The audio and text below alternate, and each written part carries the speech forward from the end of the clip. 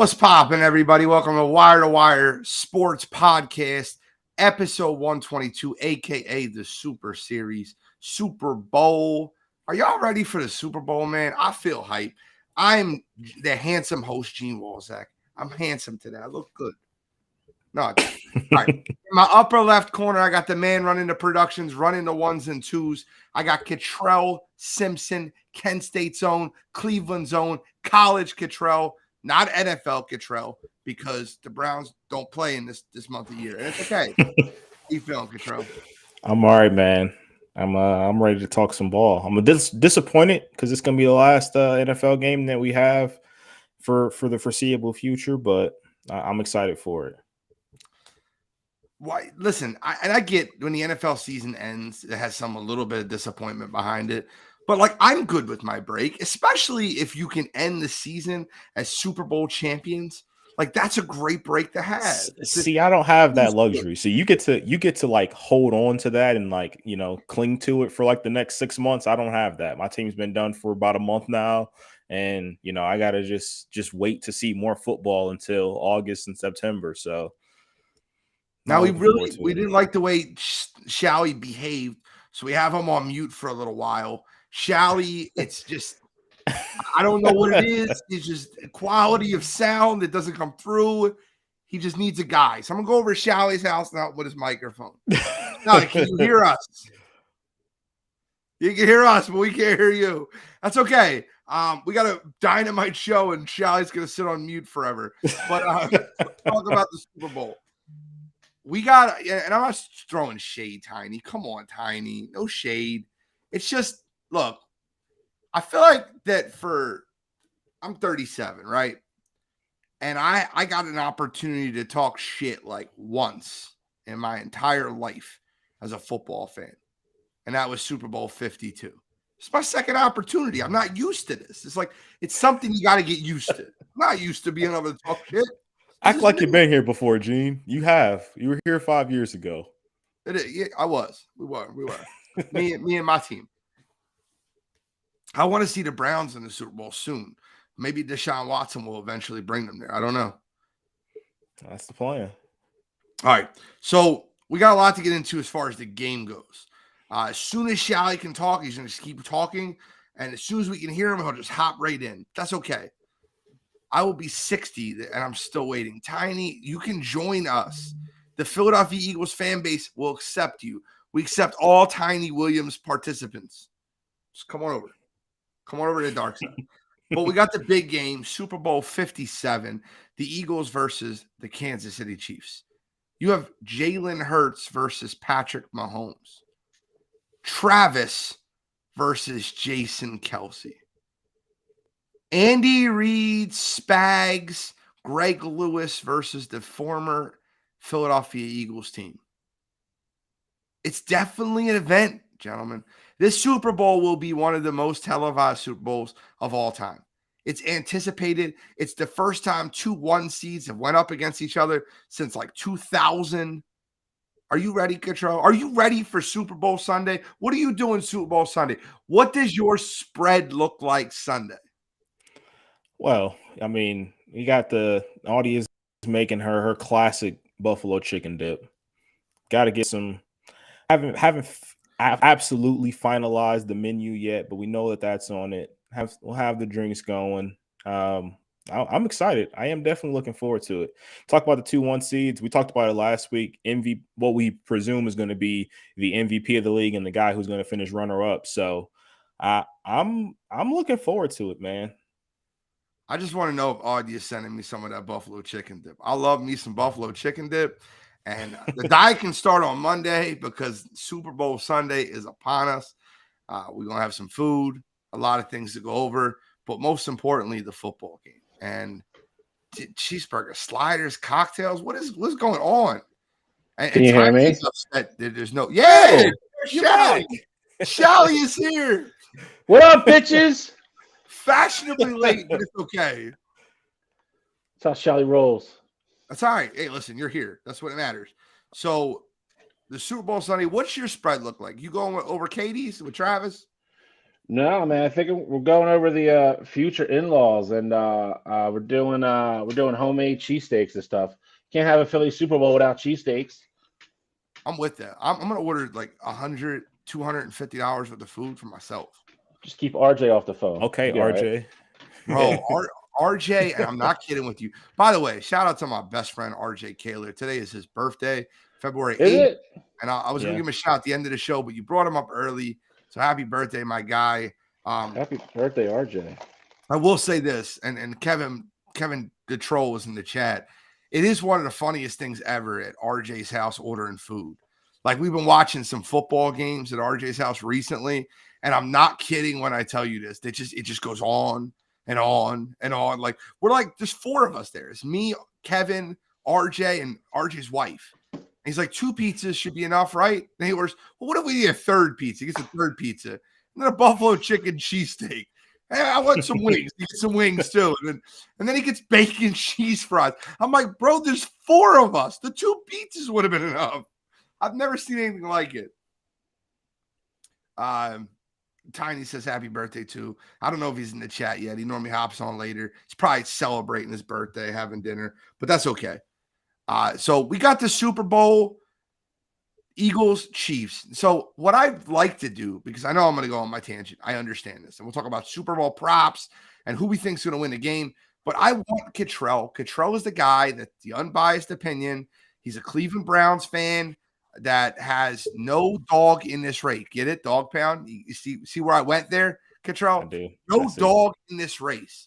Cottrell, open us up. How do you see this Super Bowl playing out? So, I mean, everything on paper right now is telling me that this Philadelphia Eagles team they're the better team. I mean, you look at what they're doing defensively right now, the way that they're running the ball, and just the way that Sirianni is coaching. Like, I know this is his 2nd year in the position, but the way he has those guys rolling, you would think that he was this legit veteran coach.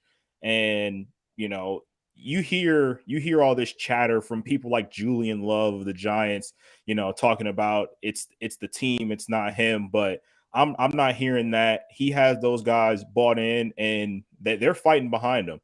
And that Eagles team, they're showing a lot of resiliency. Obviously, at this time of the year, teams aren't going to be healthy.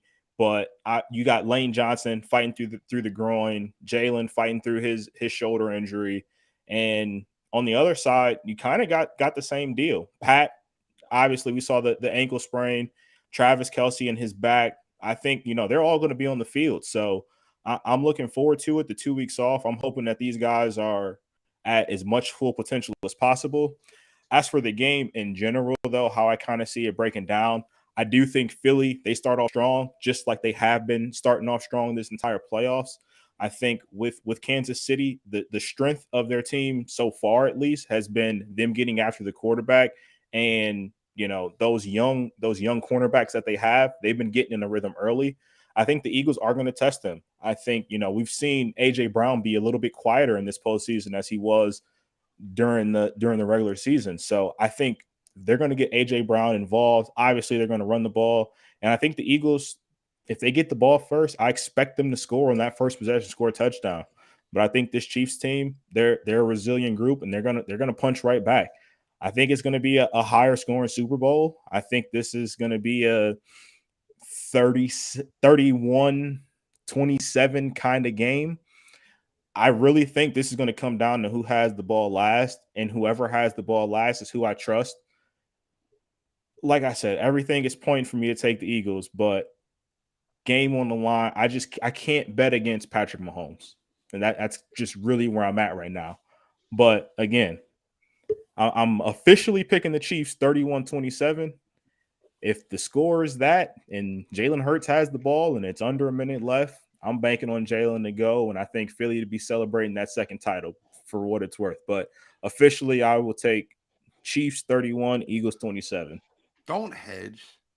Don't hedge. I don't need I'm you not to hedging. hedge. I'm not hedging. If you want to pick the Chiefs, say it with your chest. If I definitively thought the Chiefs were going to win this game, that's exactly what I would do. I just think it's going to come down. Like I said, I think it is literal last possession, and I'm taking the Chiefs. I think we can all agree it's going to be a great Super Bowl. Now, let me give them a proper introduction. Coming to us finally, the Shallcross has come back to the podcast. A little Okay, wrestling Dwayne. introduction. Scholastic Shally, Uncle Shally. Little How rock. you feeling? I'm good, bro. Hey, I don't know what it is. I feel like a champion today. Might be some foreshadowing of this Sunday. I think it is. Okay, so this Sunday you have the Eagles and the Chiefs. Andy Reid versus former team. I know you won't be biased, Bill. I'm sure you have no dog in this race. So let me hear it, Bill. Let me hear the unbiased opinion of Bill Shallcross.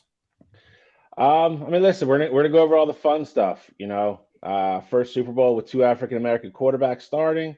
First Super Bowl where two brothers will be facing each other. Both teams #1 seeds. Both teams 16-3. Both teams have a Kelsey brother. Both teams had 6 Pro Bowlers, and both teams have an All-Pro quarterback this year. That's crazy to say all that in one mouthful. I'm going to go back to an old cliche, though, and I believe it, and I think sometimes it matters. Offense wins games, defense wins championships, and I think that's going to be the difference in this game. I think you have two high-powered offenses. I think you have a defense on one side that is great, that is playing at an elite level, and I think you have another one that's going to get exposed by an offense that hasn't been stopped all year. I think you go. This reminds me eerily similar to the Super Bowl 2 years ago. I think you're going to have Patrick Mahomes with all the momentum and all the steam and everybody behind him going against a Tampa Bay team that nobody believed in or nobody thought was going to be able to stop Tampa Bay. And I think you have a very, very similar matchup with the Philadelphia Eagles defense versus that Chiefs offense. I think you have an offensive line that's a little bit banged up, and you have a defensive front for the Eagles. That's a pack of dogs. That's a pack of wolves. They want to eat. It's first Super Bowl team ever to have 4 guys on the same roster with over 10 sacks. I think they're going to get after Patrick Mahomes. I think they're going to move him off his spot. I know that's not always the best thing in the world because he improvises so well. But on the back end of that, I think you have 2 great corners that had 2 of the top 3 QBRs, lowest QBRs against throwing against them all season. And I think the Eagles defense is going to fare well. And on the other side of the ball, I think the Eagles are going to be able to not do what they want to do, but I think they're going to be very effective all day, like Cottrell said. I think they're going to. I don't think they're going to have a huge problem scoring points. I think Chris Jones is a stud and playing at a level that we've rarely seen before. I mean, he's Gene I think mentioned on another show. He's been in the Aaron Donald level this year. He really has, but he's been unstoppable. That being said, though, he's going against the best offensive line in the game. They've kept Jalen Hurts clean all year. They were first against pressures, knockdowns, fourth in sacks. That offensive line is clicking, and they've been clicking for all year now. And they've been clicking on a different level through the playoffs. I think the Chiefs are vulnerable. I think they're vulnerable against the run. I think Miles Sanders and Jalen Hurts are both going to have big days on the ground, running RPO. Their secondary is suspect at best. And I think if you give Jalen Hurts a clean pocket and give him time to throw, I think he's going to pick them apart. Wide receiver ones. I saw the stat today against the Chiefs. They are 31st against stopping the team's best wide receiver. I think A.J. Brown's going to have a day. I think Devonta Smith's going to have a day. I'm very high on Devonta that day on Sunday. I think it comes down to execution, and I think it comes down to execution, and I think it comes down to poise. Not going to say a bad word about Patrick Mahomes. We know what he is. We know what he can do. I just simply think he's outmanned here. I really do. I think the Eagles are just a better football team on both sides of the ball, and I think the Eagles are going to take care of business on Sunday. And I don't think it's going to be that close to the game, if I'm being brutally honest. I'm trying to talk myself out of that because I am an Eagles fan. I just think the Eagles are a step better than the Kansas City Chiefs, and I think they're going to prove it. I think a lot of people think the moment's going to be too big for Jalen Hurts, and I will argue to the death that it's not going to be. There's a lot of things you could say about Jalen Hurts. I was one of them, doubting how he was going to, continue to mature as a quarterback. But the one thing I was consistent with him always was that he was a good kid. He was a good leader. He has poise. He's confident. I don't think any of that's going to change on Sunday. I don't think the moment's going to be too big for him. And I think the Eagles are going to win their second national football championship on Sunday. I got the Eagles winning 34-23. Okay, so the Philadelphia Eagles as a whole, if you remove the quarterbacks, right, just remove Jalen Hurts and Patrick Mahomes, the Philadelphia Eagles are a much better football team than the Kansas City Chiefs. I don't think that's an argument anywhere. Like when I look at this team, I think of wide receivers, I'd edge to the Eagles. Obviously, even adding Travis Kelce, I use receiving core, edge to the Eagles. Running game, edge to the Eagles. Offensive line, slight edge to the Eagles. Defensive line, edge to the Eagles. Linebackers, it's very close. I don't know. Secondary, definitely edge to the Eagles. Quarterback, big edge to the Kansas City Chiefs. As great as Jalen Hurts is, Patrick Mahomes is the best quarterback in football. Let's break it down, right? Let's break it down in a way that I don't think either team stops. I don't think you're going to see a lot of defense in this game. I don't think either team stops one another. The best quarterback the Philadelphia Eagles have seen this season, and I hate saying this, but it's crazy, was either Jared Goff or Dak Prescott. Jared Goff put up 34, Dak Prescott put up 40. Don't take that lightly, Eagles fans, because I promise you, this is not Brock Purdy. This is not Daniel Jones. This is not Carson Wentz or Taylor Heineke or Cooper Rush. This isn't any of those guys. This is Patrick friggin' Mahomes. Trevor Lawrence is probably the best quarterback, but at this point, I don't think he was where he was week 2 when we played him.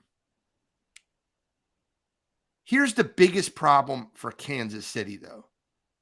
I think the Philadelphia Eagles defense could play man defense and slow down the wide receiving core for the Kansas City Chiefs a little. I think they can force a stop or two. I don't see how Kansas City can stop the Eagles' run game. I just don't see it. I know what Spags is going to do. He was my DC for a while. I followed him in Kansas City forever. I know what Spags does. You're going to see a lot of cover zero. You're going to see a lot of stack the line and make Jalen Hurts beat you over the top. That's the game plan. I wrote it down. I already know. The script is out. The game plan is load the box and don't let the Eagles beat you on the ground. But the problem is this, right? You still have to guard every single player on the field. And if you're going to give Devontae Smith and A.J. Brown one-on-one coverage versus Jalen Watson, I'm taking the Eagles receiving core all day there. So eventually when you have to drift out to a single high or a 2 high safety look, the Eagles are going to beat the crap out of them on the ground.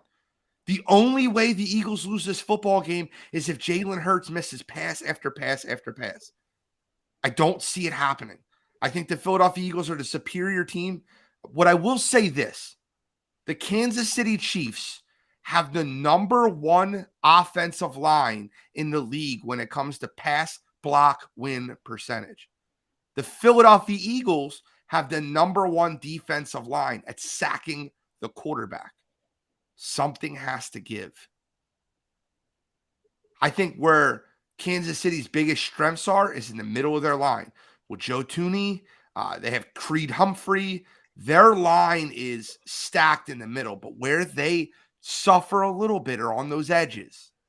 Hassan Reddick will have a huge game. And I don't know if you do it. I don't know if you got the balls, but maybe sprinkle a little coin on Hassan Reddick as Super Bowl MVP. I see a late strip sack fumble. Hassan Reddick replaying the Brandon Graham in him with Brandon Graham recovering the fumble. And the Philadelphia Eagles win this game 30-27. That's where my eyes go. Gene, we see the game. I was just going to say, we see the game pretty much exactly the same. You just think that it ends with the strip fumble. I think if that's the case, Pat will go score. So we see it pretty much exactly the same. And I agree. Like, I think the script is out, word to Arian Foster. I think the script got leaked here. We know what Spags is going to do. And I 100% agree with everything you said regarding that. I just look at the teams like this, right? If you look at the Kansas City Chiefs wide receiving core, Pat is going to have to be scrambling a ton. And 3 weeks removed from a high ankle sprain, I just like the matchup better with Darius Slay, James Bradbury, Avonte Maddox, Chauncey Gardner-Johnson going against Juju Smith-Schuster, Marquez Valdez-Scantling, Kadarius Toney, and Travis Kelce. Yes, Kelce is an absolute animal. But Chauncey Gardner-Johnson, like I said this versus Kittle, Chauncey Gardner-Johnson was a former cornerback, a very good nickel cornerback that is very good at protecting inside the numbers. And I think that he'll be there quick enough where Travis will get those 7. Look, take the over in Travis Kelce receptions. He's going to get a ton of 7-8 yard catches. It's going to happen. Like the Eagles are going to have to play over the top because they got to protect against that bazooka that Mahomes has. But I don't think that the X plays will come from Kansas City. And I think that the longer the game goes on and the more that you make Pat scramble on that ankle, the more you'll see fatigue and the more you'll see the Philadelphia Eagles defense do what they need to do to get a stop. I think the strip sack comes around the outside, and I think Hassan Reddick gets the ball. Brandon Graham picks it up, and the Philadelphia Eagles are your Super Bowl champions. I can see it. Guys, this is a game. This is a great game. This is a game between the 2 number 1 seeds that have the exact same record on the season, 16-3, including their 2 playoff wins. 2 teams that went through different roads to get here. The Philadelphia Eagles dominated throughout the playoffs. The Kansas City Chiefs survived throughout the playoffs. But Andy Reid and Nick Sirianni, you got the storyline there. Andy Reid gets to Kansas City. Nick is already on the staff. The GM and the ownership don't want to let him go. Andy Reid wants to clean house and bring in his own guys. Fires Sirianni. Sirianni goes over to the Chargers, works with the Chargers, then comes back and works with actually Shane Steichen. That's where he met him. Works with the Colts, and Frank Wright comes to Philadelphia and gets his revenge. I can see it happening, guys. And not that he like owes any revenge to Nick Sirianni. Has said multiple times he respected the hell out of Andy Reid. Does it? Most new head coaches, especially ones like Andy Reid, that come into an organization want to bring their own guys. I understand that. I get that. I'm not saying him firing Sirianni is like the end of the world. But listen, Nick is one of those kooky, weird guys that uses weird things for inspiration and motivation. I can promise you right now, all this talk from the 49ers, from Julian Love and the Giants, it's being played in that Eagles locker room. That's who they are. Brandon Ayuk, we were getting ready to torch that. I would put every dollar I could on the Kansas City Chiefs. They're going to expose them. I guarantee that's played in the locker room right now. Just like it was motivation for the Chiefs last week versus the Cincinnati Bengals, it'll be motivation for the Philadelphia Eagles this week versus the Kansas City Chiefs. That's just, my 2 cents. And the Philadelphia Eagles get their second Lombardi trophy. And next Wednesday, we broadcast from the parade. We're going to set the – nah, we can't do that. But I would love it, right? We would love it. Bill, you coming down to the parade with me? I'll go. But I got the Eagles 30, the Kansas City Chiefs 27. Let's talk about some fun props that we like in the game. Cottrell, what is your favorite unique prop? So what I mean by unique prop, I mean like, don't give me the, we'll all give our Gatorade color at the end because that's fun. But a unique prop, maybe the over/under on the anthem, maybe a specific. I'm locked in. It's 2 that I got 2 unique ones that I like. If we're going that route, give me the over 206 on the national anthem. Chris Stapleton, I think he's going to go over that. I was looking at something earlier today. They talked about country singers when they do the national anthem. Usually the average is about 209, and so obviously that's over 206. So I will take the over there. First halftime song from Rihanna. I'm thinking that we're going to get Please Don't Stop the Music. I think that's plus 700 right now. Like those odds.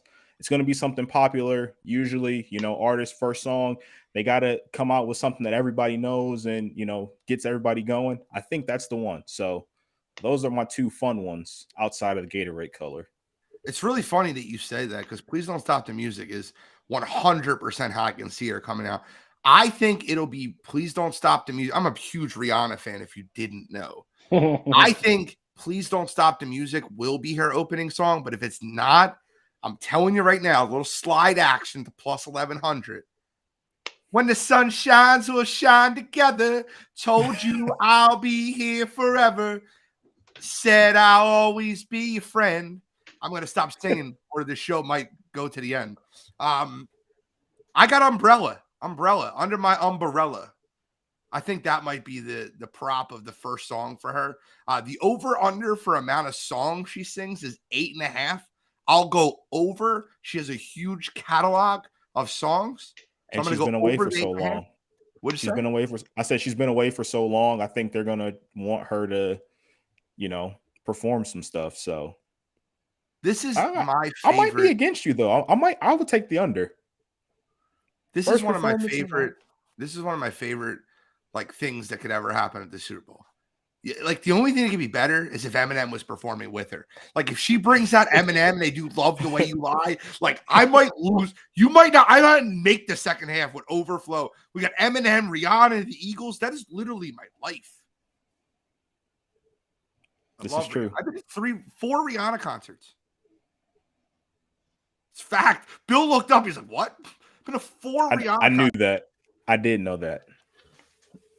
I've known about Jeeves' love affair for Rihanna for a long time. That's his OG lady. Oh, actually, because actually I was gonna say, like, I think like when I first met you, like we had that conversation at some point. Like, so like I knew that about you very early on. It's a good thing. I don't hide it. Listen, I'm not embarrassed. I'm who I am.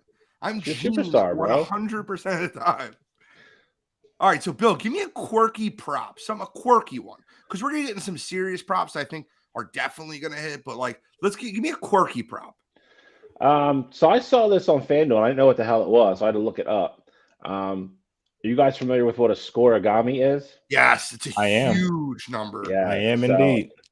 That intrigued me. I think that's a no. I promise you, if I bet it, it'll probably be minus 8,000, bro. I don't think you can bet no. That one's interesting. Lock into minus 8,000. Lock it in. Listen, I'm getting an extra like 250 on your parlay. It's worth it. Wait, Rob Shuck's out of hiding. Hold on, guys. Rob Shuck is out of hiding. I haven't seen him since the 49ers lost almost 2 weeks ago. I don't know. He's out of hiding. Took him that long to dig his head out in the sand. All right, go ahead. You got what's your second? That was the most interesting one. For Rihanna wise, though, I do agree. I think I'm a huge Chris Stapleton guy. He's a little bit more of a slow guy. I think it'll go over. I don't know what Disturbia's odds are. I feel like she might open with that. She's got to open with something like upbeat. I don't think she comes out with like Umbrella or anything like that. I think she ends with that, if I had to be honest. I do agree. I think she goes over 8. I think there's too many songs she's going to want to try to get in. She'll sing like a verse of a song. Correct. I'm trying to think what else I saw that was baddie. I got it right here. So first song that she performs, and this is all like lower odds, but whatever. Diamonds is the favorite. Shine Bright Like a Diamond, plus 220. Don't Stop the Music's plus 245 here. We Found Love, plus 350. Lift Me Up, plus 430. There's no way it's going to be Lift Me Up. Absolutely no chance. Like, she's not going to use the Black Panther song. No way. Nope. Umbrella's at plus 645. Where Have You Been, plus 505. Work, plus 800. No chance. Don't even waste your money. See, I like a little sprinkle. Plus 1,400 on You Live Your Life. That's not bad. That's not bad odds. You'll see all those adjust crazy come Friday, because she's gonna rehearse Friday, and that stuff always leaks. You just got to pay attention to it. The problem is, once she usually rehearses, a lot of the books take it off because it's just them giving away money at that point. But yeah, Don't Stop the Music is a heavy favorite. Plus 150 on FanDuel, plus 100 on Betano. See, I got it at plus 375. Look at you. I just can't see any of these other songs. No, I can't see any. I'm looking down. Love the Way You Lie's plus 3,000. There's no way that. It's just, I don't know. We'll stop talking about Rihanna. It's okay. I mean, you're definitely not opening with that, but that's your possible Eminem cameo, though. Yeah. Here's another one, right? And I'm gonna give you a serious prop that I don't understand, and I think FanDuel's trying to take your money because they know something we don't know. I'm an Eagles fan. So Miles Sanders over under rushing yards is 61.5. That's normal. Do you know what really shocked me? Bill, I'm sure you're looking at it right now. And you probably looked at it earlier. It's one of mine. Kenneth Gainwell It's over 100 rushing yards is 19.5. Yep. How do you not go over that? Have you not watched the Eagles recently? I think there's some thought there.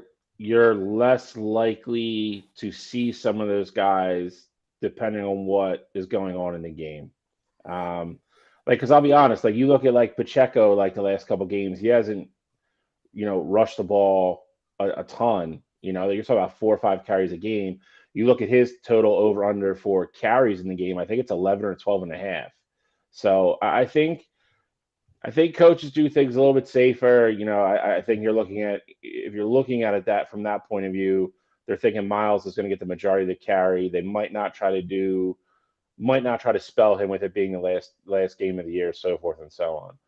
I agree with you. I don't think the Eagles are going to change that much. And the way they run Gainwell and even Boston Scott, I don't want to say it's a gimme, but I think there's a high probability that hits. That's a good one to throw in like a parlay type thing if that's what you're doing. Dude, I got both. I'm glad that we're talking about it now. I do have Kenneth Gainwell over 19.5 yards. He's averaging 13 carries a game. He had 14 last game, 12 the game against the Giants. I 100%. I mean, if he gets 10 plus carries, there's no way he's under 19.5 rushing yards. And I think that'll be the case. I think the Miles Sanders thing is the one that was interesting to me as well, though, because at this point, like I know he had a good game against the Giants, but he didn't really see the ball like that many times, and he wasn't that successful in the game against the 49ers. And I get it, the 49ers have a better front than what the Giants did, but his numbers being at 61.5 actually kind of surprised me, and I like the under there for him because I think Gainwell is just going to be a little bit more successful. Plus, and I know they're not thinking about this now because the Super Bowl is on the line. I mean, Gainwell is going to be the future back of this team, so I think they're going to get him a rhythm. I'm not saying he's going to be your premier back, but Miles Sanders isn't here. I think it's also one of the reasons you can run Miles Sanders into the ground on Sunday. I think they're going to be successful. I think Miles has a big game. I think Miles has a chance. If he breaks a run or two, I think he's there in the discussion at the end for MVP. I disagree with you on that one. I don't think there's any shot in hell Gainwell has 10 carries in that football game. None. I think if they're successful early on in the game with Miles, they're going to run Miles, till they can't run him anymore. He is their back. I mean, he's obviously earned it with the year he's had. And like to agree with you, I don't think they care what happens to him or how he feels at the end of that game because he's probably not on this football team next year. So run him till you can't run him anymore. I don't like Gainwell at 10 plus carries at all. You don't like him over 19.5 yards, though? I think he can get that. I agree with you on the yards. I think the way he runs and they run him a little off script, like out of game flow a lot. So, like you said, 3rd and 8, and they run him off tackle and he pops on. He's done it all year. He pops on for 10 or 11. I think he gets 4, 5, or 6 carries, and at that point, he's only got to average, a little over 3 yards a carry to get there. I like the over 19.5. I do not like the 10 carries. I just, especially if it is a close game, I just don't think he's gonna get that much run. Okay. Cottrell, give me another unique one, another regular prop. Give me your first regular prop outside of Gainwell, which you gave me already, which we all gave over 19.5. Yeah. I speak like keeping it on track with the running backs. Isaiah Pacheco under 46.5. I think that is a good prop to have. If the Kansas City Chiefs want to win this game, obviously you want to try and stay balanced. But Patrick Mahomes and Travis Kelce in that receiving core is going to be how you win this game. We know that the Chiefs do like this running back by committee kind of thing with him and McKinnon. I just don't see 46.5 happening just because the Chiefs, that's just not their bread and butter. Their bread and butter is Patrick Mahomes. And if they get close into the red zone area, then they run Jerick McKinnon. So I like under 46.5 for Pacheco. I like the over 7.5 and the over 5.5 for AJ Brown and Travis Kelce receptions. I don't know about the yards difference, but I think the Eagles are going to feed AJ Brown, and I think he'll have 7 or 8 catches. And I like the over 7.5 catches for Travis Kelce because I think he'll have another 10 catch, 93-yard day. I really believe that. So I'll give you those two, and I have a couple more afterwards. Bill, give me a couple. Because, just real quick, Gene, because you said that, I know on DraftKings you can get Travis Kelce at 6.5 receptions because I like the over as well, and that's one of mine. That is, those are both actually on my list, and I'll throw another one on there where we're talking about wide receivers. Devonta Smith is at over under 5.5. I love that as well. I think both wideouts for the Eagles have big games on Sundays. I do agree with Gene. I'm not sure. I haven't really settled on where I think they're going to fall yardage wise, but actual catches, I think Devonta over 5.5 is damn near a lock as well. I'll give you another one. I think that's almost a mortified lock. Like, it's just ridiculous. No matter how the game goes, win or loss. I'm going to be honest with you guys, and I hate being this honest about my Philadelphia Eagles team. I think the Philadelphia Eagles quarterback, Jalen Hurts, has a little bit of fear coming into this game. Well, what does that mean when you have a little bit of fear going into the game? It just means you might be a little apprehensive throwing the football. So what happens when you're a little apprehensive throwing the football? You scramble and you run the football. And that's how he gets in the football games. He runs, he gets the body, the juice is flowing, and he starts running the football. I think the over 49.5 for Jalen Hurts, I think he has 80 yards on the ground. I really believe that. I think he'll be the leading rusher for the Philadelphia Eagles. And I mean that. I don't have any more like serious props.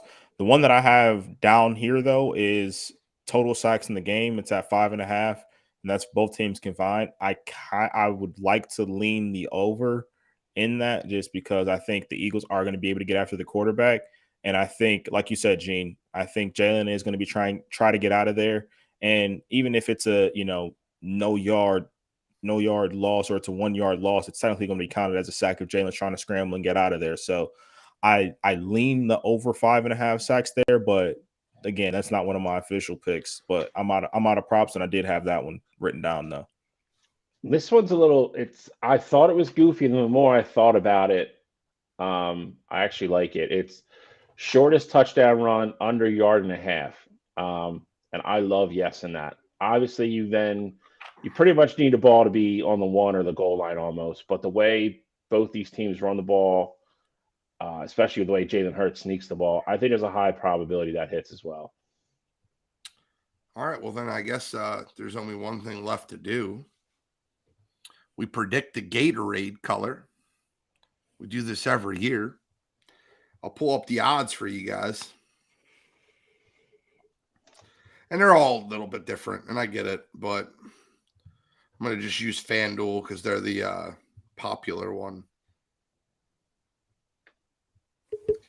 Now, you said you have a, let me just get off here, Super Bowl specials, coin toss. I'm going heads. I'm going the over on the national anthem. Come on, Gatorade. You got the Gatorade up for me, Cottrell? I do not. The one I had when we talked about it, we had a different odds. FanDuel, I didn't see the Gatorade odds on FanDuel. I haven't seen them all week. Okay. I seen them on BetMGM, so I'll go back there. Gatorade color odds 2023. All right, let's go look at BetMGM. I got you right here. All right, the lines. So the BetMGM has orange is the favorite at plus 250, yellow or green at plus 350, clear or water at plus 500, blue at plus 500, red or pink at plus 550, purple at plus 900, and no Gatorade bath at plus 1600. What do you like there, Cottrell?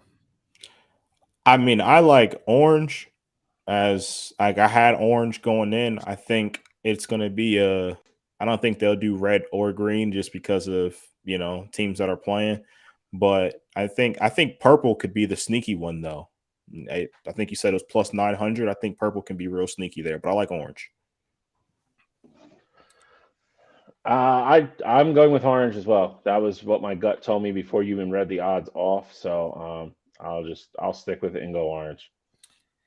I'm going blue, gentlemen. I think it's blue Gatorade this year. I think that if Philadelphia Eagles win, and I think what you do, and this is like a really interesting part. Like people are like, oh, well, let's find out how much Gatorade they have on their sideline or what they normally drink. I think you dump the one that has the most Gatorade in it, the least strength one, and I think that's blue. I really do. I believe it's going to be blue, and I think blue gets dumped on Nick Sirianni's head in Arizona, and the Philadelphia Eagles celebrate a Super Bowl. I think the Philadelphia Eagles will be kneeling the ball for a final play of the game also. And I forgot. This was the other prop I had. I forgot to put it down though. Will the opening kickoff be a touchback? No. I say no. I like no at plus 130. Harrison Butker and Elliott, you're just not going to get a touchback in Arizona. It's not happening. So I think that the opening kickoff is often ran out, and I think that a lot of teams now are kicking the ball into the corner. I think that both teams will run the opening kickoff out. I think heads is the coin flip too. Yeah, especially in the Super Bowl, some of those guys, like I don't know who's going to be back there for Philly or for KC, but these guys are going to be trying to make a play. A guy like Kadarius Toney, like I know he gets playing time at receiver, but this is the one time that he actually gets the ball in his hands and can try to make a play. So I 100% think. I thought it was really interesting. The Philadelphia Eagles had Devontae Smith back on punt return in the 49ers game for one punt, and he didn't judge where it landed well, and then they took him out, and the game got out of hand. But in Arizona, I don't think I'll have any problem judging the wind. So I think he might see Devontae Smith back on a couple punts if they need a spark. Boston Scott will normally be our kick returner, and Boston Scott is often tries to run it out if he can. He's also very conscious with the ball, so I have no issues with him running the football out. So yeah, that'll be interesting. I disagree with both of you. I think the opening kickoff is a touchback. It's Arizona, it's thinner air, and it's most likely not going to be open. So depending on what the weather is. So there's a chance they're playing in a closed stadium. Both those guys have good legs. I'll just go with no. I'll disagree. I think it's a touchback. Well, gentlemen, that's all we got for the Super Bowl. We're going to talk about it next week as we recap the game. Something happened this week, and I want to talk about I guess we should talk about the trade first. Let's talk about the Kyrie trade. A lot happened since last week. Kyrie demanded a trade. He got traded. He went to the Dallas Mavericks for a bag of Cheetos and some second-round draft pick. I've never really liked to give Stephen A. Smith flowers on this show. I'm often against him. I'm so on his side with this. Kyrie Irving has now forced his way or lied about staying at an organization 3 times. It's more than James Harden. Kyrie is in Cleveland, and he needed to get away from LeBron because he needed to be the head dog. And he went over to Boston, and he was pissed off that the Boston Celtics team did really well in the playoffs without him. Then he left to go play with Kevin Durant and said, I'm never going to leave KD. I'll never leave him behind. And this forced his way out of Brooklyn. Then he went on in the media and was just like, well, I wish I wasn't so young and I would have learned about the people in the organization before I agreed to sign there. I feel bad for Kevin Durant. I really do. I hate Kevin Durant. I've never been a easy money sniper guy. Never been a KD 35. But I feel bad for him. I really do. I think that he's in a situation where he was sold a bill of dreams to leave Golden State to play with his buddy Kyrie Irving and try to win championships. And Kyrie Irving is negotiated in bad faith constantly. He wanted to get in his contract that it was okay for him to play 57 out of 82 games, where he played 2/3 of the season. That's a joke. He asked for an extension after he signed this 1-year contract. They wouldn't give it to him. And now he's forced his way out and he's in Dallas. And 2 ball-dominant guards who are a scary backcourt, but they're 2 very ball-dominant guards are now playing in Dallas with Kyrie Irving and Luka Doncic. Your initial thoughts about Kyrie, about the trade, and about his pairing with Luka, Cottrell? So I'll disagree with you a little bit. I think Stephen A is a little harsh. I think that's a lot of what Stephen A says. I do think it's somewhat personal. I'm not saying that he's not wrong to think the way that he does, but I think a lot of his stuff when he talks about Kyrie Irving gets very overdrawn, and I don't like hearing Stephen A talk about Kyrie just because of how he does it. But as for him wanting out all that stuff, yeah, I mean, it's Kyrie. It's the same old song and dance with Kyrie. He forced his way out of Cleveland, which in a way I understood it. I hated it, especially as a Cavs fan. You want to go be the guy, go be the guy. You go to Boston and you're like, hey, I messed up. Like, he had interviews afterwards, like, playing with LeBron was great. I wish I would have known. And, and now I'm playing with these young guys. I got to be the mentor, all that. Clearly that's not him because he wanted out of Boston. And then you go to Brooklyn and be with KD. Again, I disagree with you a little bit too, though, because, Kyrie did only get the 1 year, the opt-in, but Kevin Durant did ask for a trade this offseason. And I know ultimately he rescinded it, but, James Harden left last year at the trade deadline. This isn't what they had in mind when they all signed up to be in Brooklyn. And I hate the way that he went about it. There was reports that came out that said Kevin Durant didn't even know that this was happening. But the way it sounds like is Kyrie Irving went to the front office, tried to negotiate a better deal, and the terms weren't anywhere close to each other. And so Kyrie said, I want out. I think a lot of it too had to deal with the Brooklyn Nets handling of the whole controversy surrounding him and the things that he posted on social media, and the idea around it, and him being labeled anti-Semitic and things like that. I think that also played a big part of it. That probably rubbed him the wrong way as well, how they handled it. And, I get that portion of it as well. But Kyrie doesn't conduct business the right way. So I will be on him for that. I think him going to Dallas, though, especially with an owner like Mark Cuban, who's going to keep it real with you, I think is a good situation, at least for now. And you talk about them both being ball dominant. They're both top 10 in isolated possessions. But I saw him work with LeBron. Like, I'm not saying Luka is LeBron, but Luka is, this ball dominant, bigger guard. And I think it can work. Obviously, Luka is not the same defensively, but I think this can work. They get enough buckets. I think they have that mentality in them. I think this can work where you got these two going at the Western Conference. Okay, Charlie. All right, so I'm going to go backwards here a little bit. I'm going to start with the trade itself and go into Dallas. I'm going to give LeBron his flowers here. LeBron is a little bit more versatile, and I think still even to this point a little bit more mature dealing with that whole situation than Luke was going to be. LeBron knows, for lack of better terms, again, how to make things work playing with Kyrie. There's going to be a learning curve between Luka and Kyrie, and I think it's going to be a bumpy ride. I think it makes Dallas better, I guess.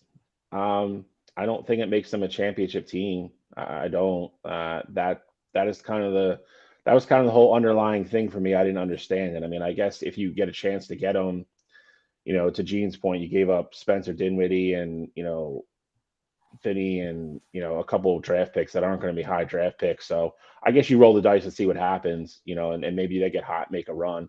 I mean, so to that degree, I get it. He's a free agent after this year. I doubt he stays there. So, but then to go backwards to the other part of it, I agree wholeheartedly with Gene, and I disagree wholeheartedly with Cottrell. I think Stephen A has the ability to get too personal sometimes, and I'll fully agree with that. I've been as critical on him as this show as any of the three of us have been. I don't think he's wrong about this, though. I think it's a pattern of behavior, and I also think I don't know why when a commentator does seem to take it a little personal or make it personal, why can't these guys be held accountable for their actions in public? Like I've watched it twice now. I don't think he said anything out of line, and everything he said was true. I think people look at it as, he's attacking him, he's doing this and this, but it's what he did. He got attacked for what he did and what he's continued to do. He's allowed to be criticized and held accountable for what he does and what he's done to these franchises and the decisions he's made. He's the first one to get on the microphone and be like, people who really know me and stuff like that. Well, dude, like all the rest of us can do is judge you by your actions, and you continue to prove everybody right. So I didn't see anything wrong with Stephen A. Matthew Godfrey put a funny comment on there. I always get mad at other people when my own actions blow up in my face. It's true. That's Kyrie's MO, and Cottrell even, hit on the one. He literally just won a championship and won it out because he felt like he didn't get enough of the praise because he played with LeBron. Went to Boston, sabotaged them. Because like Gene said, it's 100% true. They went on a run with him and he wasn't playing. He didn't like that he didn't get his flowers there. Then went to Brooklyn and it's been a disaster. More of that's coming out. Apparently when he had the meeting with Joseph Tsai, the owner, and Kyrie pretty much said, I want to go to LA and that's where I want to go. And Joseph Tsai apparently told him right to his face, there's no shot you're going there. And told him that's not what you're getting. We're going to trade you where we get the best offer for you. I think it got very contentious. And I'm not going back over the anti-Semitic thing again, man. I mean, I don't think he understands that if Brooklyn didn't do what he did, that the NBA was going to come down even harder on him. And he's too stuck in his own ways and his own feelings to see that he was going to get hammered by the NBA even worse. I don't think he understood the break that he got there by Adam Silver letting Brooklyn handle that internally. And then he went and took the post down again. So, I mean, that pretty much proves and shows you where he's at and where he feels about it. Any criticism he gets at this point, as long as it's accurate and truthful, I think he deserves. Look, at the end of the day, Kyrie Irving has not done himself any favors from the bubble year to 2017 when he forced his way out of Cleveland. I don't think he's done himself any favors in any of these situations. A big talk of why James Harden wanted out of Brooklyn was not because of Kevin Durant. It was because of Kyrie Irving showing up when he wants to and the team not being committed to winning or holding him accountable. So I don't think James and Kevin were ever the issue. I think it was always James and Kyrie. But see, that's the part that I kind of dislike though too, because we've seen James Harden force his way away from teams, and obviously, he hasn't gotten the same flack as Kyrie has. And I get it. Kyrie does more things that add on to that. Like I understand that Kyrie is, I mean, for lack of better words, he's a head case. You're always going to be dealing with something non-basketball related with Kyrie. And so I fully understand that. But, James Harden forced his way out of Houston. He forced his way out of Brooklyn. And, now he's with the 76ers and things are going well, right now. But when you guys first got him, you guys were critical of him. Like you're like, yeah, we're happy to have him at the moment. At least you said you were happy to have him, but you didn't like the way that he went about it. And I mean, to me, this is really I still don't like the way he went about it. No, Facts, it's really no different than that. But we didn't have this conversation when James got traded. And I'm not even saying us on this show because we did. But I'm saying naturally. You didn't hear Stephen A talk about, James Harden's character and things like that when it came to the trade. It was just like, hey, this didn't work, and he moved on. That's the only thing that I hate about the whole Kyrie thing because of that. Like, we're just not consistent across the board with it. But it's not the same. It's not apples and apples. Like, you know, like I've been critical of James Harden on the show probably more than anybody. Like, I've gotten in disagreements with Gene about it. I don't like the way Harden went about it. But you even said it yourself. The difference is James Harden isn't posting anti-Semitic stuff. James Harden's not doing all the extra stuff. That's why he's not getting attacked personally. James Harden gets grief nationally for the ways he's handled it. And to Gene's point, I still don't agree with it. I still don't like the way he handled the Brooklyn exit, and the way he forced his hand to come here. You know, but at the same time, it's, you know, it is all the extra stuff. That is it. Like, Kyrie's a great basketball player. If Kyrie isn't happy somewhere and forced his way out and went about it the way Harden did and didn't do all the extra stuff, we wouldn't be having this conversation right now. But we are, because he does. That is the difference between James Harden and Kyrie Irving. And if you're making it that bad to where KD's at practice and Harden's not showing up, who is universally known does not like to practice, and you get James Harden to the point where he's throwing his hands up like, this is too much for me, that tells you all you need to know. Because Harden, again, like we all just admitted, is not the most committed guy to being like, yeah, it's like, let's trust the process, let's practice for 3 hours every day and be committed. He's not that guy. So for him to put his hands up and be like, I can't do this anymore with Kyrie, then it had to be really bad. It had to be really bad behind closed doors. So let me take it a step further for you. What do you guys think about the talks that, and now granted, this could be Harden's PR team just trying to save face, that he always wanted to be in Philadelphia, and the Houston Rockets traded him to Brooklyn, and he tried to make it work, but he was in that extension, and he didn't want to be with Brooklyn any longer. I'll be consistent here and say I don't believe that, because I think that's an easy out for them because of Daryl Morey. I think it's easy for them to say, oh, well, we wanted to go back with Morey and Houston wouldn't do it, blah, blah, blah. I don't believe that. I still believe Harden forced his way out of Houston and did what he wanted to do. I think Houston was trying to put the screws to Morey. And I think that the deal that the Sixers got from Brooklyn was a lot better than they would ever got from Houston. I agree with that too. I mean, basically, if you look back at that trade, you don't? No, I said I do. He said he does. You look at the deal the Sixers got from Brooklyn. They gave up Ben Simmons, Seth Curry, and what, a first round draft pick? Drummond in that deal too. Okay. No, I mean, I agree. I agree with that, but I guess my only, counter argument would be, I bet Philly would have preferred to have James Harden a year and a half earlier than when they got him. Obviously, James is still playing good basketball now, but he's not what he was 3 years ago. Facts.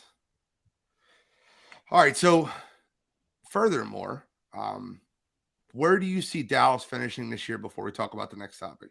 I think Dallas is a Western Conference semifinal exit. Ooh.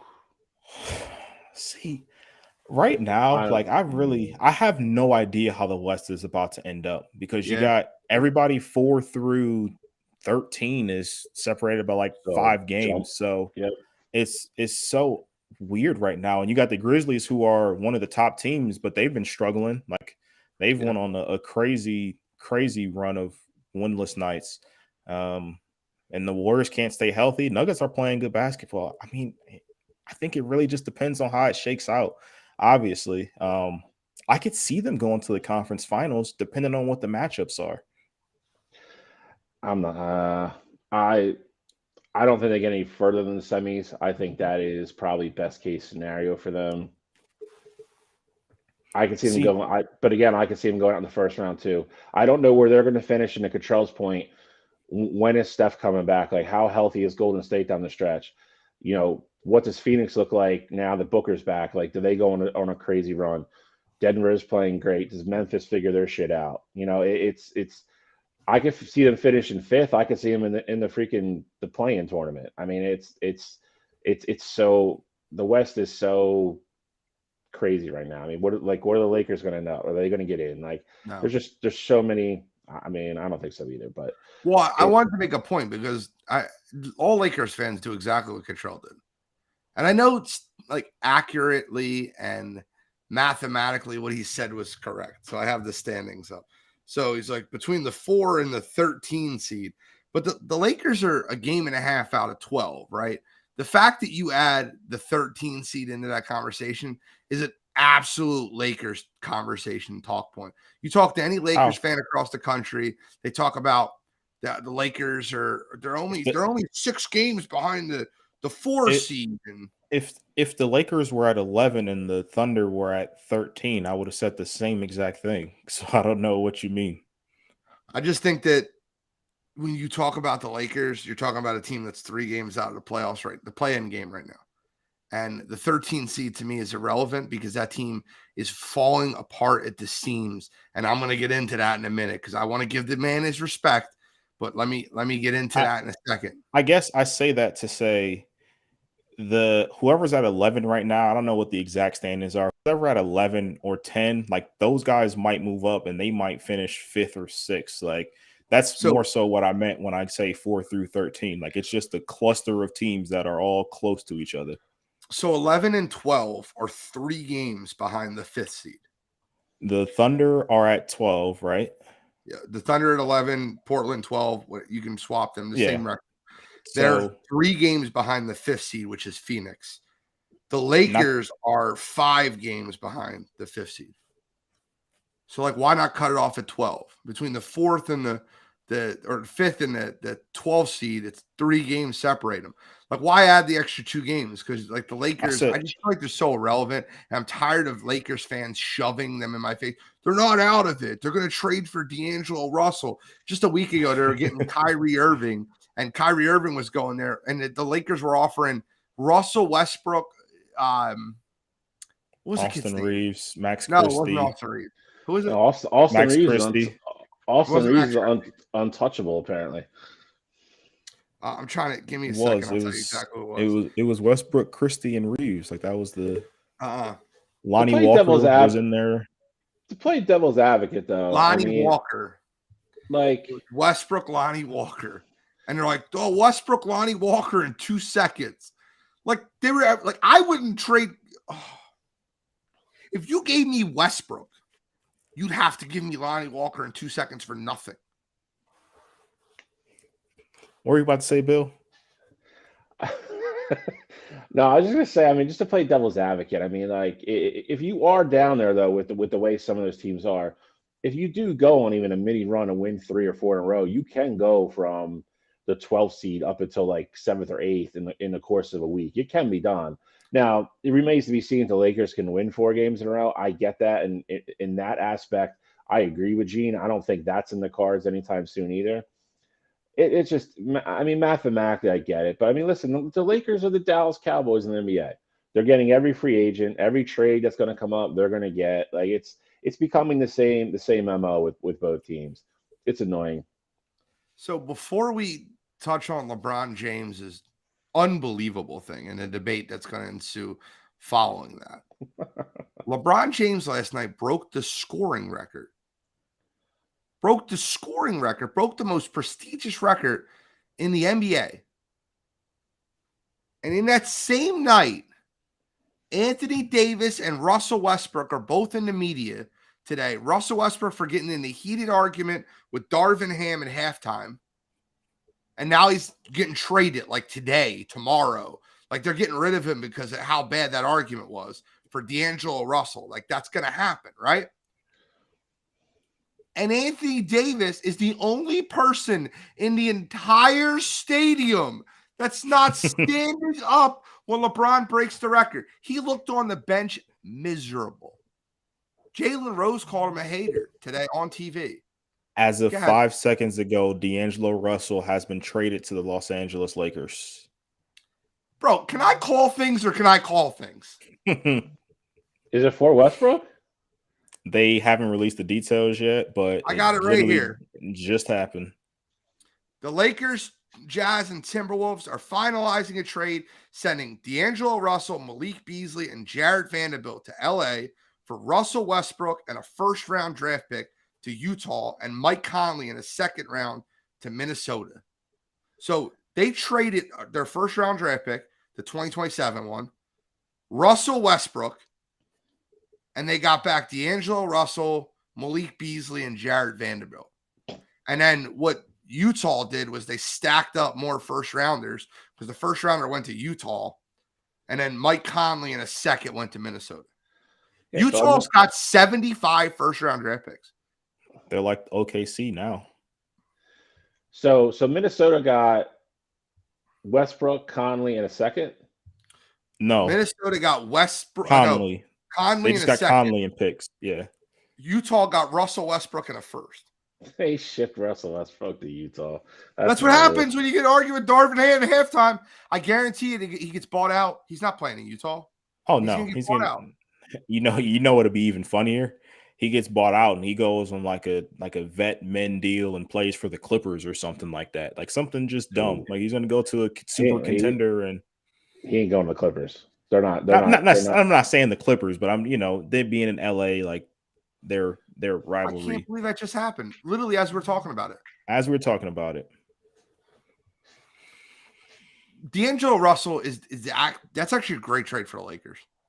It is. Malik Beasley is a quiet piece. He's a two guard that can average 20. He won't average 20 on that team, but he can average 20 points a game. He can get his own shot. But I said it earlier. I tweeted it earlier. I don't think that trade moves the needle. I think that trade can get you to the playing game. You might get the 10th seed or the 9th seed.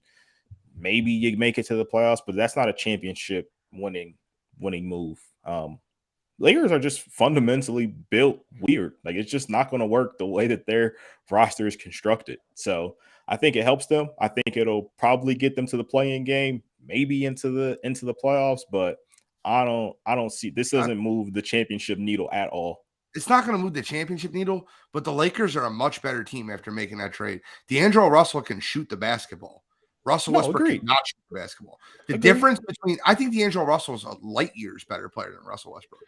Yeah, I mean, he's going to star. I mean, he's going to give you more scoring, more consistent scoring. Like you said, he can shoot. He's going to spread the floor for them. Defense. He might play less defense than Westbrook does. And then like a Chelsea, I mean, Beasley is kind of, I guess, the sleeper part there. I mean, again, your starting five is dramatically better than it was yesterday. 100% great trade for the Lakers. And I hate saying that. Listen, at the end of the day, I cannot believe that LeBron broke the scoring record last night. And the two biggest conversations outside of that are coming out of LA with Anthony Davis and Russell Westbrook. I don't, we're obviously talking about the Westbrook trade right now that just happened, but how about AD, man? Like, am I the only one did you guys read into that the way I did? I did. Look, I saw it. I didn't see it live, but after the fact, people behind him, Anthony Davis wasn't even watching the game at that point, sat down, literally everyone else is, standing up cheering. And then even in the broadcast, them cutting over to LeBron on the bench next to Anthony Davis. And he's like, I love you, brother. And all that. Like Anthony Davis just looked like he just wasn't interested in that conversation at all. So we will see what's going on there.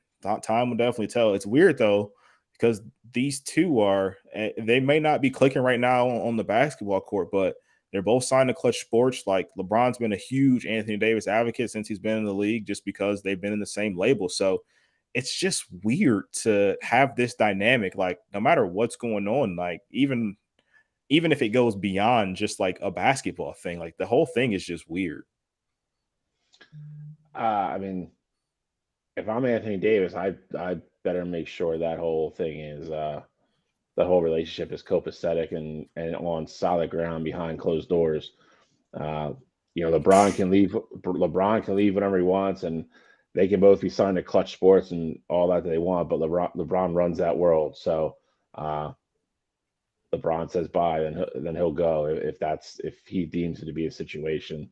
So, and I don't think the Lakers at this point can't afford to let him go. So I don't know. I mean, I think for such a historic record to fall and you just show no emotion and like that is, I mean, even if you were a hater, I would we talk about on this show all the time. I like watching history being made. Like you literally have a front row seat for it. Like, how do you not even show any kind of emotion? Just be like, damn, like, you didn't even see the basket happen. Like, yeah, like the most, None. Like the most hollowed record in the NBA just fell. Like it's a bad look. I mean, and I just don't know what else to really like what else to even say about it. It's just a bad look, and you have to know that with all the hype around him either breaking it last night or tomorrow night, there was cameras everywhere, like everything like that. Like it was going to get caught. Like your reaction was going to get caught on the bench. Like there was no way he thought like, oh, like they're not going to see me back here. The dude's 7 feet tall. Like, yeah, like you know what I mean? Like it's not like it was like Pat Bev or somebody be like, I'll hide behind somebody, like whatever. Like Anthony Davis, Anthony Davis can't hide. Like it was just, I don't know, man. It's definitely worth watching. I think it's a very weird turn of events, to be honest. I think that it's also really interesting that LeBron James breaks the record in a losing effort to Oklahoma City. I hate saying it that way. Like it's sad, man. This guy doesn't. And look, as much as I'm always accused of being a LeBron hater. I'm not. I tell the truth about LeBron James. I wish he was in a different situation. I wish that it was a different way that it's ending for him. I don't think this is the end. Obviously, he's averaging 30 points a game. The guy's incredible. I just wish he wasn't on the Lakers. I think that the situation that's happening to him right now is very familiar to the end of Kobe, except Kobe just wasn't like you could see Kobe was not the same after the Achilles injury. LeBron still has the talent, just the team stinks. Yeah, but I mean, I agree. I agree with everything you said. I mean, and I think honestly, after what you just turned about, like he drops 38 last night, breaks the record, and the team still loses. Like that is literally just the MO for this team this year. He played great last night, and they're not a fundamentally good basketball team right now. They have holes everywhere, and I don't care as great as he is, and he is that great. Like he can only, you can only mask those and fill those holes with one player for so long. And then on top of everything else, I mean, it's I don't know how bad I feel for him. Like he put himself there. Like that's where he wanted to go, and we all know we can all, if we're going to have an honest discussion about it, LeBron has a lot of say and a lot of pull in what who gets brought there and who doesn't. Like he advocated for Russell Westbrook. Like that awful contract was there because of LeBron James. That's what he wanted. So, but again, it's the thing I will agree 100% with Gene is I don't want to see him end this way. Like I'm not saying he has to win a championship and ride off into the sunset on a horse, and have that moment. He's certainly deserving of it if he gets it. I don't think it's going to be in LA, but I don't want to see him. You have to give him credit for his longevity, how good a shape he keeps himself in, the level that he's still playing at, like Gene said. I don't want to see him waste his last 2 or 3 years in the league squandering on a team that's barely able to get to 500. That I don't want to see. You find it interesting? Do you guys see the whole thing of 38? So LeBron James was born 38 years ago when Kareem set the record 38 years ago of 389 points. LeBron sets the record 38,390 points. And LeBron, and the record held for 38 years. And LeBron James last night, when he broke the record, had 38 points. It's a little weird, no?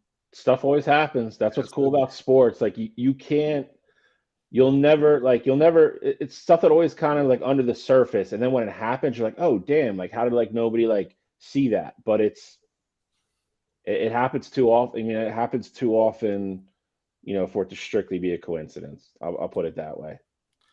Well, Cottrell, tell us about your LeGoat and the scoring record, and then we'll talk about a couple conversations. I mean, scoring record definitely was incredible to watch. I will say this is up there for me, especially because LeBron was in Cleveland and we got to see from Ohio, all that stuff. This is memory wise though, Kobe dropping 60 his last game. Like, I remember exactly where I was at watching that. I remember where I was when LeBron broke the scoring record originally. And then Steph Curry breaking the single game 3-point record. That's the other. And I know it's not in the same ballpark as this, but when he hit the 11 threes against OKC and, hit the 40-footer to win the game with like 0.6 seconds left against OKC in those black uniforms, like, that's just like these NBA moments that I will always remember where I was watching it and what was going on around me. But this record was incredible. We saw LeBron throughout his career. He was always the youngest to reach each 1,000 mark milestone, like 1,000, 2,000, all that. So, we knew he would be not necessarily here, but we knew he'd be a high scorer, be top 10 at a point.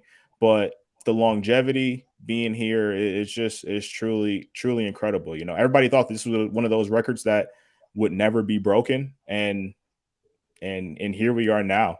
I think depending on how long LeBron plays, when his career is all said and done, I'm sure there's going to be people again saying that this record probably will never be broken just because of what you would need to average to get there. But incredible feat for sure. It's unbelievable that we got to watch history. Bill? No, I mean, I agree. Again, I'll go right back to what I said a couple minutes ago. Like, I love watching history. I think that is, if you're an avid sports fan, I think that is the cool part of it.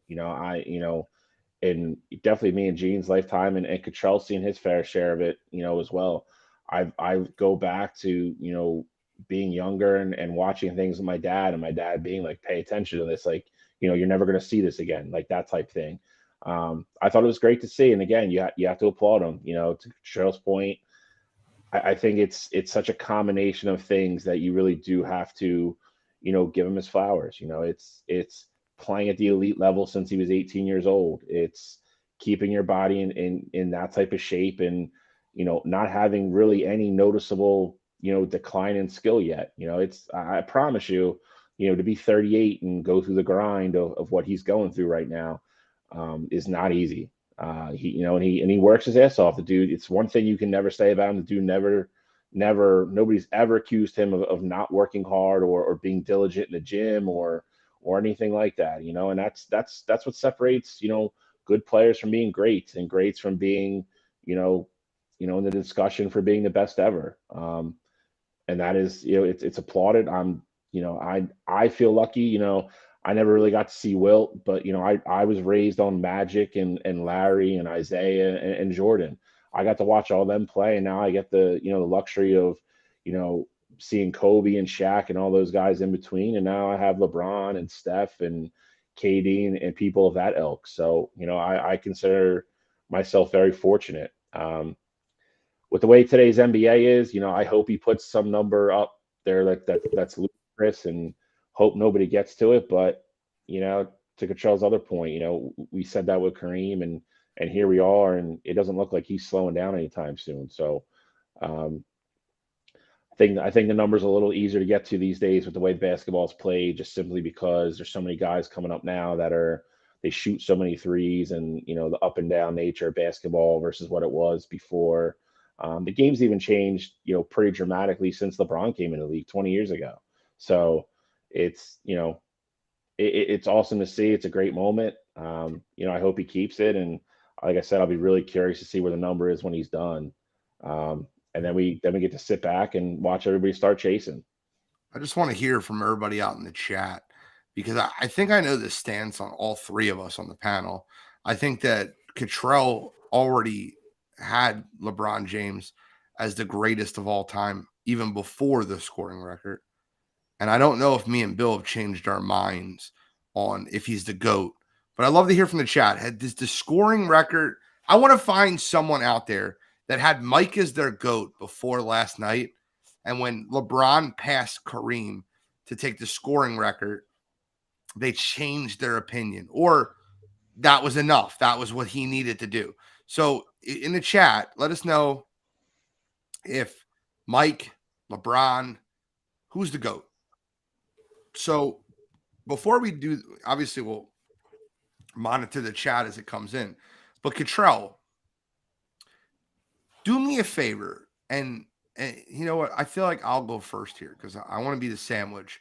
I'll be the top piece of bread. You could be the meat, right?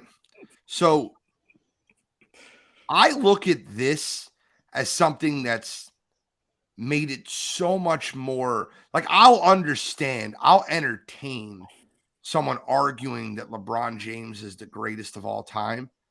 He's not the greatest of all time to me, but I understand why someone would pick that. So like if your argument is longevity, like he did it, he was greater longer. It's almost like arguing Walter Payton versus Barry Sanders. Like, who do you like? Or Jim Brown versus Barry Sanders. Barry Sanders did it. His peak was better. Jordan's peak was better than Bron's. I don't know. I don't even know if Cottrell will argue that, but maybe he will. But if you want to make an argument that he's done this for 20 years in the NBA and is the all-time leading scorer and has accomplished so many things, fourth in assists, I'd listen to that. So Cottrell starts off. I mean, yeah, you already said it. I think he's the GOAT, and I think last night just submitted that even more. I hate the GOAT conversation because it makes you have to diminish what the person that you're arguing against did in their career, and that shouldn't be the case. We're talking about two of the best of all time. But you're number one in points, like you said, Gene. Number 4 right now in assists. Obviously, I think he can get up to third. Depends on when Chris Paul officially decides to hang it up and how long LeBron wants to play after that. I think he can catch Chris there, where then you're number 1 and then you're number 3. Obviously, the monkey on his back really right now is that Jordan has 6 rings and he only has 4. It's 4 and 6 in the NBA Finals, and I 100% understand that, but we're talking about individual greatness here. And of course, championships matter. They 100% matter. But when you have more points, more rebounds, more assists, better field goal percentage, better 3-point percentage, I mean, I just don't know where I would draw the line and say Mike was definitively better. Obviously, longevity does play a part into it. You can speculate and say, what if, Jordan didn't take those 2 years off? And I think that's a great argument, but it happened and we have to address it as if it happened. So obviously I think Jordan's numbers would be a lot better had he not taken those 2 years off, and he did that. But like I said, it happened and we have to address it as such. So given all that, I would say Bron's the greatest player of all time. Okay. So before Shally responds, I think Shally's still with Michael Jordan. That was his GOAT before this, and I think he's very strong on that. I want to ask you a question. I want to rebuttal something you said. The championships matter, right? So, like, you also slowed down a little bit when you were talking about more points, rebounds, and assists. A cumulative stat is exactly what we're talking about. Correct. Michael Jordan has 10 scoring titles. LeBron has 1. So to argue that LeBron is a better scorer than Michael Jordan is inaccurate. Now, if you want to say that he scored more points over the course of his career, that's fine. But to argue he's a better scorer, it's not realistic. He's not a better scorer. I don't think LeBron would tell you. Scoring titles aren't the end all be all though, because you have guys like Kevin Durant, who's a top 5 scorer. You got guys like Steph who went on his crazy runs. Like, LeBron was losing scoring titles to people that were scoring 30 plus points a game. Like, that wasn't happening back in the 90s. So that would be my counter argument to that. Now, I didn't say that LeBron is an actual better scorer than MJ. He has more points. Like, I mean, you got to address it as what it is. Jordan average career wise, he was close to 30. LeBron's average is at 27. So obviously averages matter and all that. I think this is going to be right now LeBron's second season averaging more than 30 points if he continues where he's at right now. So it's not like he ever averaged more than 30. So I wouldn't say that. I'm not saying that LeBron is a better scorer than Michael Jordan. Let me rebuttal. You went on your spiel. I want to give you a little bit of rebuttal. Michael was a 10-point better free throw shooter. He shot 85% from the line. LeBron shot 75% from the line. Michael was an all-NBA defender multiple times. Michael won Defensive Player of the Year. But here's the biggest point that I think a lot of people miss. You want to argue LeBron's longevity? That's fine. I'm good with that. Michael Jordan's final 6 seasons playing for the Chicago Bulls, full seasons. I'm not talking about the one he came back with a month left in the season. He won championships. 6 straight front-to-back seasons he played. He won championships. I almost felt like maybe I was younger and I just didn't get it, but I almost felt like watching Michael in the 90s, he was getting bored. Like it was just he won every year. And I'll add on to that, Cottrell. Not one of those series, well, one of them in the Eastern Conference Finals, but not one of those championship series did he ever go 7 games. They weren't even close, Cottrell. Not close. And to act like he didn't beat anyone, you brought up Kevin Durant and Steph Curry. His first championship was versus Magic. His second championship, what? That was the end of Magic's career. Yeah, because Michael disintegrated him. Magic was the best player in basketball in the 80s. It's from 91, bro. Am I lying? Magic Johnson literally stopped playing basketball because he got HIV. Like that was that point. Kareem was retired. It wasn't the same show. He didn't beat the Showtime that was famous in the 80s. Like let's not paint that picture. He beat Magic in the finals. He beat Gary Payton and Sean Kemp in the finals. He beat Drexler and Sabonis in the finals. He beat I'm not trying to be a smart ass when I say this. You can't. But you say names like Malone twice. Okay, you keep saying names like that, but let's be real here. We know that who's better, Tim Duncan or Karl Malone? Like who's better, Steph or John Stockton? Like we got people that we can compare in these eras. Like Sean Kemp is nowhere close. Dwayne Wade or Scottie Pippen? No, I'm with you, Scott. Dwayne Wade. Dwayne Wade's a better Do you know player. The third best player Michael played with? You got to call Dennis Rodman or Horace Grant or Tony Kukoc as the third best player. Michael played with one bona fide all-star. You call them Hall of Famers. I get it. Bullshit. I'll call bullshit on Tony Kukoc and Dennis Rodman being Hall of Fame players and Horace Grant. That's fine. But LeBron played with Kyrie, Kevin Love, Chris Bosh, Dwayne Wade, Anthony Davis.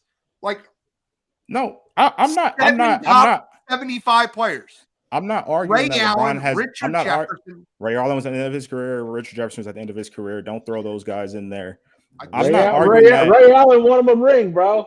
Don't. Ray Allen doesn't hit that shot. LeBron's got 3 rings, not 4. See, we're talking about all these ifs and all this and all that. But here's the bottom line. I'm not saying that the Bulls and the LeBron's teams. I'm not saying LeBron didn't play with any other All-Stars. Obviously, that's the case. Like he won championships. He had other great players around him. Michael Jordan left the Bulls and they won 55 games without him. Michael Jordan had Phil Jackson. LeBron has never had anyone even close to the caliber of Phil Jackson. He's taken rookie head coaches to win NBA championships. Obviously, Eric Spoelstra is going to be a Hall of Fame head coach, but at the time before LeBron got there, Spoelstra hadn't won anything. So it's a completely different situation given when you're comparing both of their scenarios. When LeBron leaves teams, they end up in the lottery. When Jordan leaves teams, they go to the playoffs, they win 55 games, and they have a shot at going to the conference finals. So it's a completely different argument. It's different eras. It's very hard to judge, but you can make points and things to sway your side however you want to do it. Bill, what are your thoughts? I mean, you guys have both hit on a lot of things I wanted to talk about, to be honest. So it was fun to sit here and listen, but I'm not changing my point of view. I mean, I think it's Michael 1. I think it's LeBron 2. I will go as far now to say I think there's a gap there. I think there's a gap after LeBron. But Gene, you kind of hit on something that, we were talking about today. I was talking today with other friends. You have to respect and you have to reward LeBron's longevity. You do. And you have to give him credit for it. I went through it all over already. He's kept himself in amazing shape. He works his ass off. to play at that level. 38 is not easy. I think it's a little easier to do in today's NBA than it would have been when Michael played. I don't think anybody would realistically argue that. The other big thing for me is it is a cumulative record. You have to stay at that level and you have to keep playing to achieve it. But I heard somebody on the news today or on Sports Talk bring up a good point, and I never looked at it this way, but it's kind of a good comparison. Pete Rose had the most hits ever in Major League Baseball. You ask any baseball fan, name the best hitter in the history of the game, nobody's going to tell you Pete Rose. Pete Rose played in the league for a long time and was able to continue to do what he was doing. He's not a better hitter than Willie Mays was. He's not a better hitter than Ted Williams was. I thought that was a very interesting comparison when you look at it that way.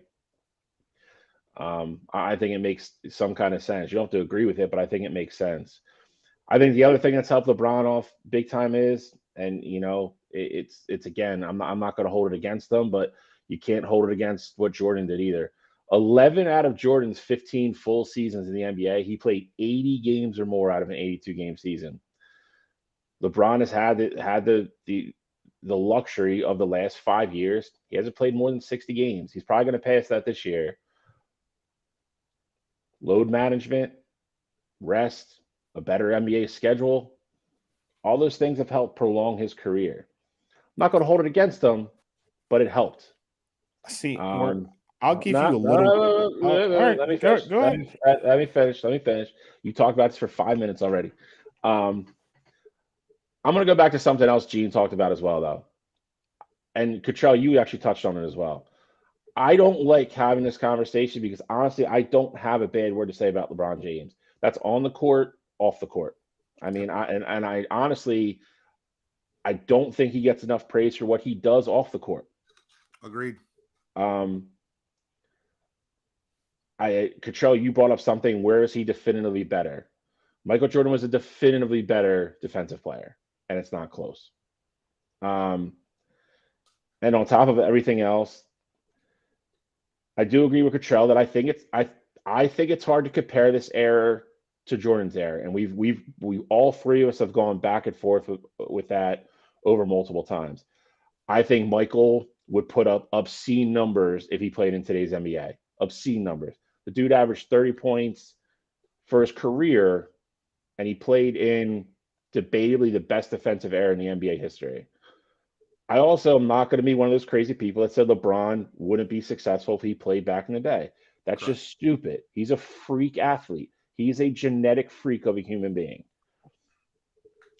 The game was played different back then. There was no such thing as a point forward back then. LeBron's numbers, I still think he would score like he did, but the rest of his numbers would look differently.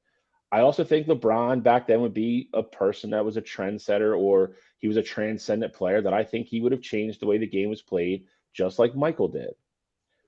I think you're splitting hairs.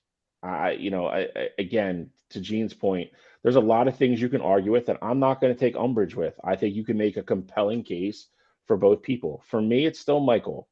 To this day, I don't think LeBron was ever as dominant as a one-off player as Michael Jordan was. And I agree with what Gene said. I don't want to hear Horace Grant. I don't want to hear any of those people. Scottie Pippen was the best player he played with, and Michael made Scottie. Scottie, for all his accomplishments, he was a great defender. He was a nice complementary player. Scottie Pippen is not he's not Dwayne Wade. And I had that argument for years. And now that Dwayne Wade's finally done, people have come around and be like, yeah, Dwayne Wade was a better player than Scottie Pippen. Yeah, he was. It's not close. For me, it's Michael. He's the most dominant player I've ever seen play basketball. And again, I was old enough to really understand the game of basketball when I grew up watching Michael. And obviously I understand the game better now. And I think LeBron's incredible. Again, I don't have a bad word to say about him. I just think Michael was better. Michael was the most one-off, take the game over, carry a team, carry an organization, dominant player that I've ever seen play basketball. And and I'll pass it right back to Cottrell, and then we'll finish after Cottrell. Cottrell, you can get the last point because both of us are both going with Michael Jordan. But just looking at career stats is interesting too, because you would think by the way it gets talked about that Michael couldn't pass or couldn't rebound. They're not far off, right? So LeBron's career stats are 27, 7, and 7. So 7.5 boards, 7.3 assists with 27 points. Michael's career stats are 30 points, 6 rebounds, and 5.5 assists. So they're not far off as far as assists and rebounds, but LeBron constantly gets talked about as the much better passer, the much better overall rebounder when it's not that far of a difference. I also like to add that Michael's numbers were significantly lowered in his 2 years that he played for Washington after he came out of retirement as the player GM. So those 2 years affect his average. Now I'm not holding that against LeBron because if I'm using the all stats, but to me, it goes back to the same thing I talked about earlier. It reminds me of the argument of Walter Payton and Barry Sanders, or Emmitt Smith and Barry Sanders is probably the better argument to me. Emmitt Smith is one of the most accomplished NFL running backs of all time, but Barry is just better and more dominant in his peak. I think that when you look at things objectively, and if you watch 90s basketball, it's just nobody in the 90s could touch him. And it was embarrassing. He was so much better than the league. You knew it was a predetermined outcome. There was a season where they walked into the NBA season as a minus 200 favorite to win the NBA Finals. That's absurd. Cottrell. Yeah, I mean, I don't want to say that they were necessarily close in passing. When you talk about all-time great passers of the basketball, I've never heard anyone mention Michael Jordan's name. You could say their averages were close, and if you want to say 1.5 assists, 2 assists is close, then that's fine. I don't necessarily agree with that. The last thing though that I had was just to counterpoint for Bill's argument. I do think longevity-wise with load management, it definitely helps. You definitely can play more games, but in the prime of LeBron's career, when he won to those 8 straight NBA Finals, I mean that's an extra 30+ games on your body that no one else in the league has to deal with besides, because it wasn't like the Warriors won 8 straight times and Steph had to go, play those 100+ games every season, or KD. He was going up against different teams pretty much every year. Obviously, for 4 of those years, it was the Warriors. But I think he's, in a sense, if anybody's earned the right to do load management after all that they've gone through, I would say LeBron has earned that at this point. Not saying it's right. I hate load management, but I'll counterpoint to that. LeBron James has played 80 games or more in his career 3 out of 20 years. If he does it this year, it'll be 4. I don't think he will because I think he's missed too many games already. Did it 3 out of 20 years. So, yeah, he's playing all those extra games in the finals and everything, but so was Jordan. Jordan showed up every night and played basketball. They also had 5-game series. He had played 80. They also played 4 games a week sometimes. They didn't have this crap where they play 1 or 2 games a week and have 2 or 3 games off between every night. They played way more back-to-backs. Mike did I just checked it. Mike did it 11 out of 15 years of his career. He played 80 or more games. And I think I had it looked up earlier, but he played 80. I think he played all 82 4 or 5 times. Every other year was 80 or 81, stupid games, like being sick or something, missed a game.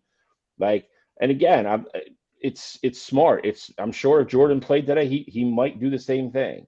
And I'm not holding it to LeBron, but it absolutely helps LeBron. That's an advantage LeBron has to help elongate his career. Yeah. 80 games, 75 games, 76 games, 77 games. Semantics to me. Now when you get to the last 5 years, it's not when he's 57, 61, and Jordan at 35 was still playing 80, 81, 82. That's 30 games, bro. It's 25, 30 games a year. That's a lot. He also got 2 years off to heal up and rejuvenate. He didn't get off to heal up and rejuvenate. He played baseball. Which is the biggest grind in the world, dude. And he didn't play. It wasn't like he was playing Major League Baseball. Played every day, Double-A baseball. He wasn't Yeah, sitting on the double bench A. for It Chicago White wasn't. Sox. It wasn't NBA where he's got the team on his back for 40+ minutes like the grind was when he was in the league. That's the worst argument. Rode a bus. He rode a bus. It's played 2 games and get on a bus for 8. Bro, go ride a bus for 8 hours and get out and play 2 baseball games. Let me know how you feel. That Gene's right. That was the worst argument you could have just made for that. That was the worst part. I agree. Look, Cottrell, I agree that there's a huge argument, but don't tell me Mike took a year and a half or 2 years off. He didn't. I mean, if you want to, minor league baseball is the biggest grind in professional sports. So it's a terrible grind. He played 162 minor league games. Then he played the full season, like he was grinding just like everybody else. That's what you're telling me. Double-A plays like 120. Yes, he played a full season. Okay. Strike short in seasons. The only reason he came back, and he finished the 95, 96 season or 94, 95 season. He finished that season in the NBA. So he played 60 games in minor league baseball. That one doesn't count. He lost before the finals. That season doesn't count. Well, it kind of counts for his longevity. It doesn't count. He lost in so you're saying that because Jordan fans don't count the season? That one doesn't count. It does matter, though, the fact that he went from baseball to play basketball with only 17 games back in the NBA season. Like, yes, he didn't beat Shaq and Penny that year, and I'll give all the credit in the world to Shaq and Penny for beating him that season. But the next season, he came back with a full season and a full team. He swept Shaq and Penny. Swept them. Like, didn't even, just wipe the floor with them. That was the most dominant season you ever seen from Jordan, was the season after he lost. So, call it what it is.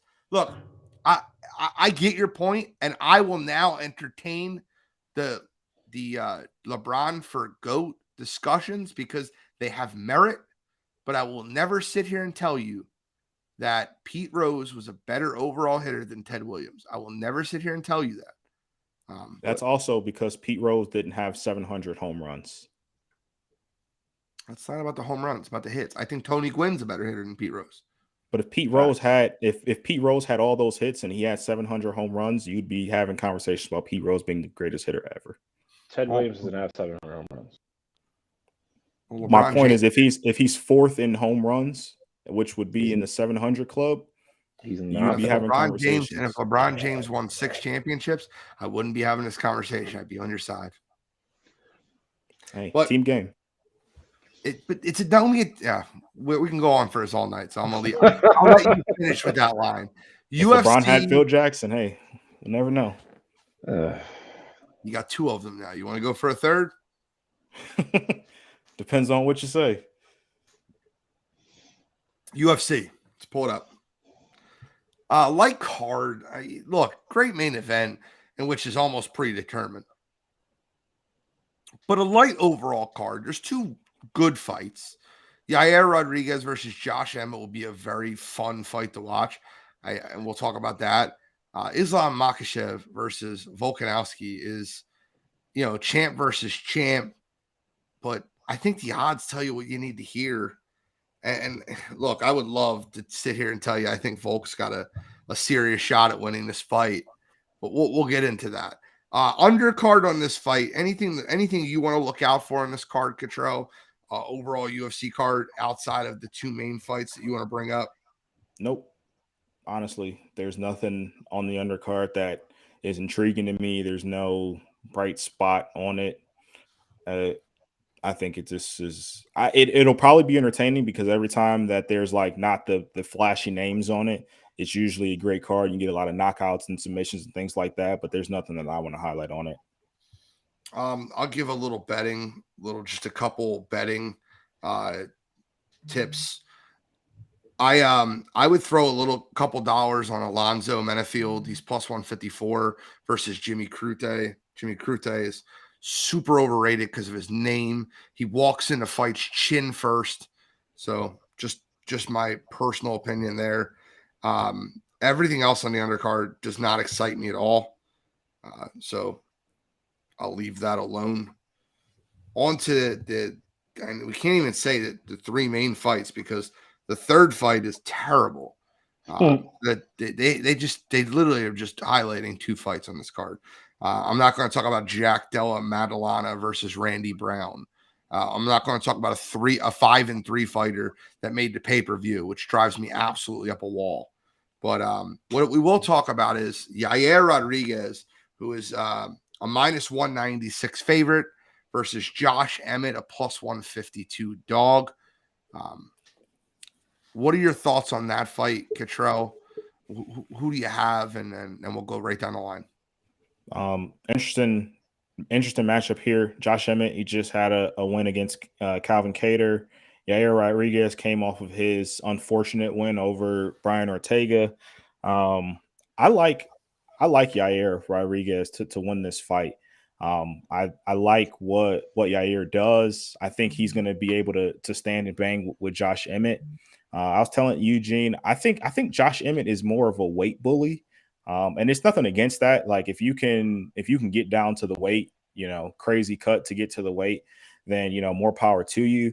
But I think Yair is going to be able to push the pace in this one, and I don't think Josh Emmett is going to be able to bully Yair like how he's bullied other people in this division. So I think Yair is going to capture the interim featherweight belt, and I'll say how I feel about the Volk and Makhachev matchup, but eventually this belt will get unified, I think. Give me a 4th round TKO from Yair. Okay. Shally, who you got in Yair versus Josh Emmett? Kind of look at it the same way Cottrell does. I think Emmett is not a byproduct, but to Cottrell's point, I think he gets away with just being a little bit bigger, being able to bully guys sometimes. I think Yair Rodriguez's striking is going to nullify a lot of that. I don't know about you guys. I'm a little annoyed that this is for an interim belt. Volk took like one fight to go up and like have almost like a super fight, and now we have to have an interim belt. I hate that in general, but to Gene's point, they had to sell this card somehow. So I think Rodriguez is his striking is a little bit too dynamic for Emmett. I think he's going to be able to score points. I think he's going to do damage on the feet. I like him in a 2nd round TKO to win the interim belt. Oh, Josh Emmett hasn't lost a fight in like 4 years. Josh Emmett's an absolute stud. He's a bully. He's going to wrestle you. He's going to drag you down. He keeps coming. He was knocked out by Jeremy Stephens.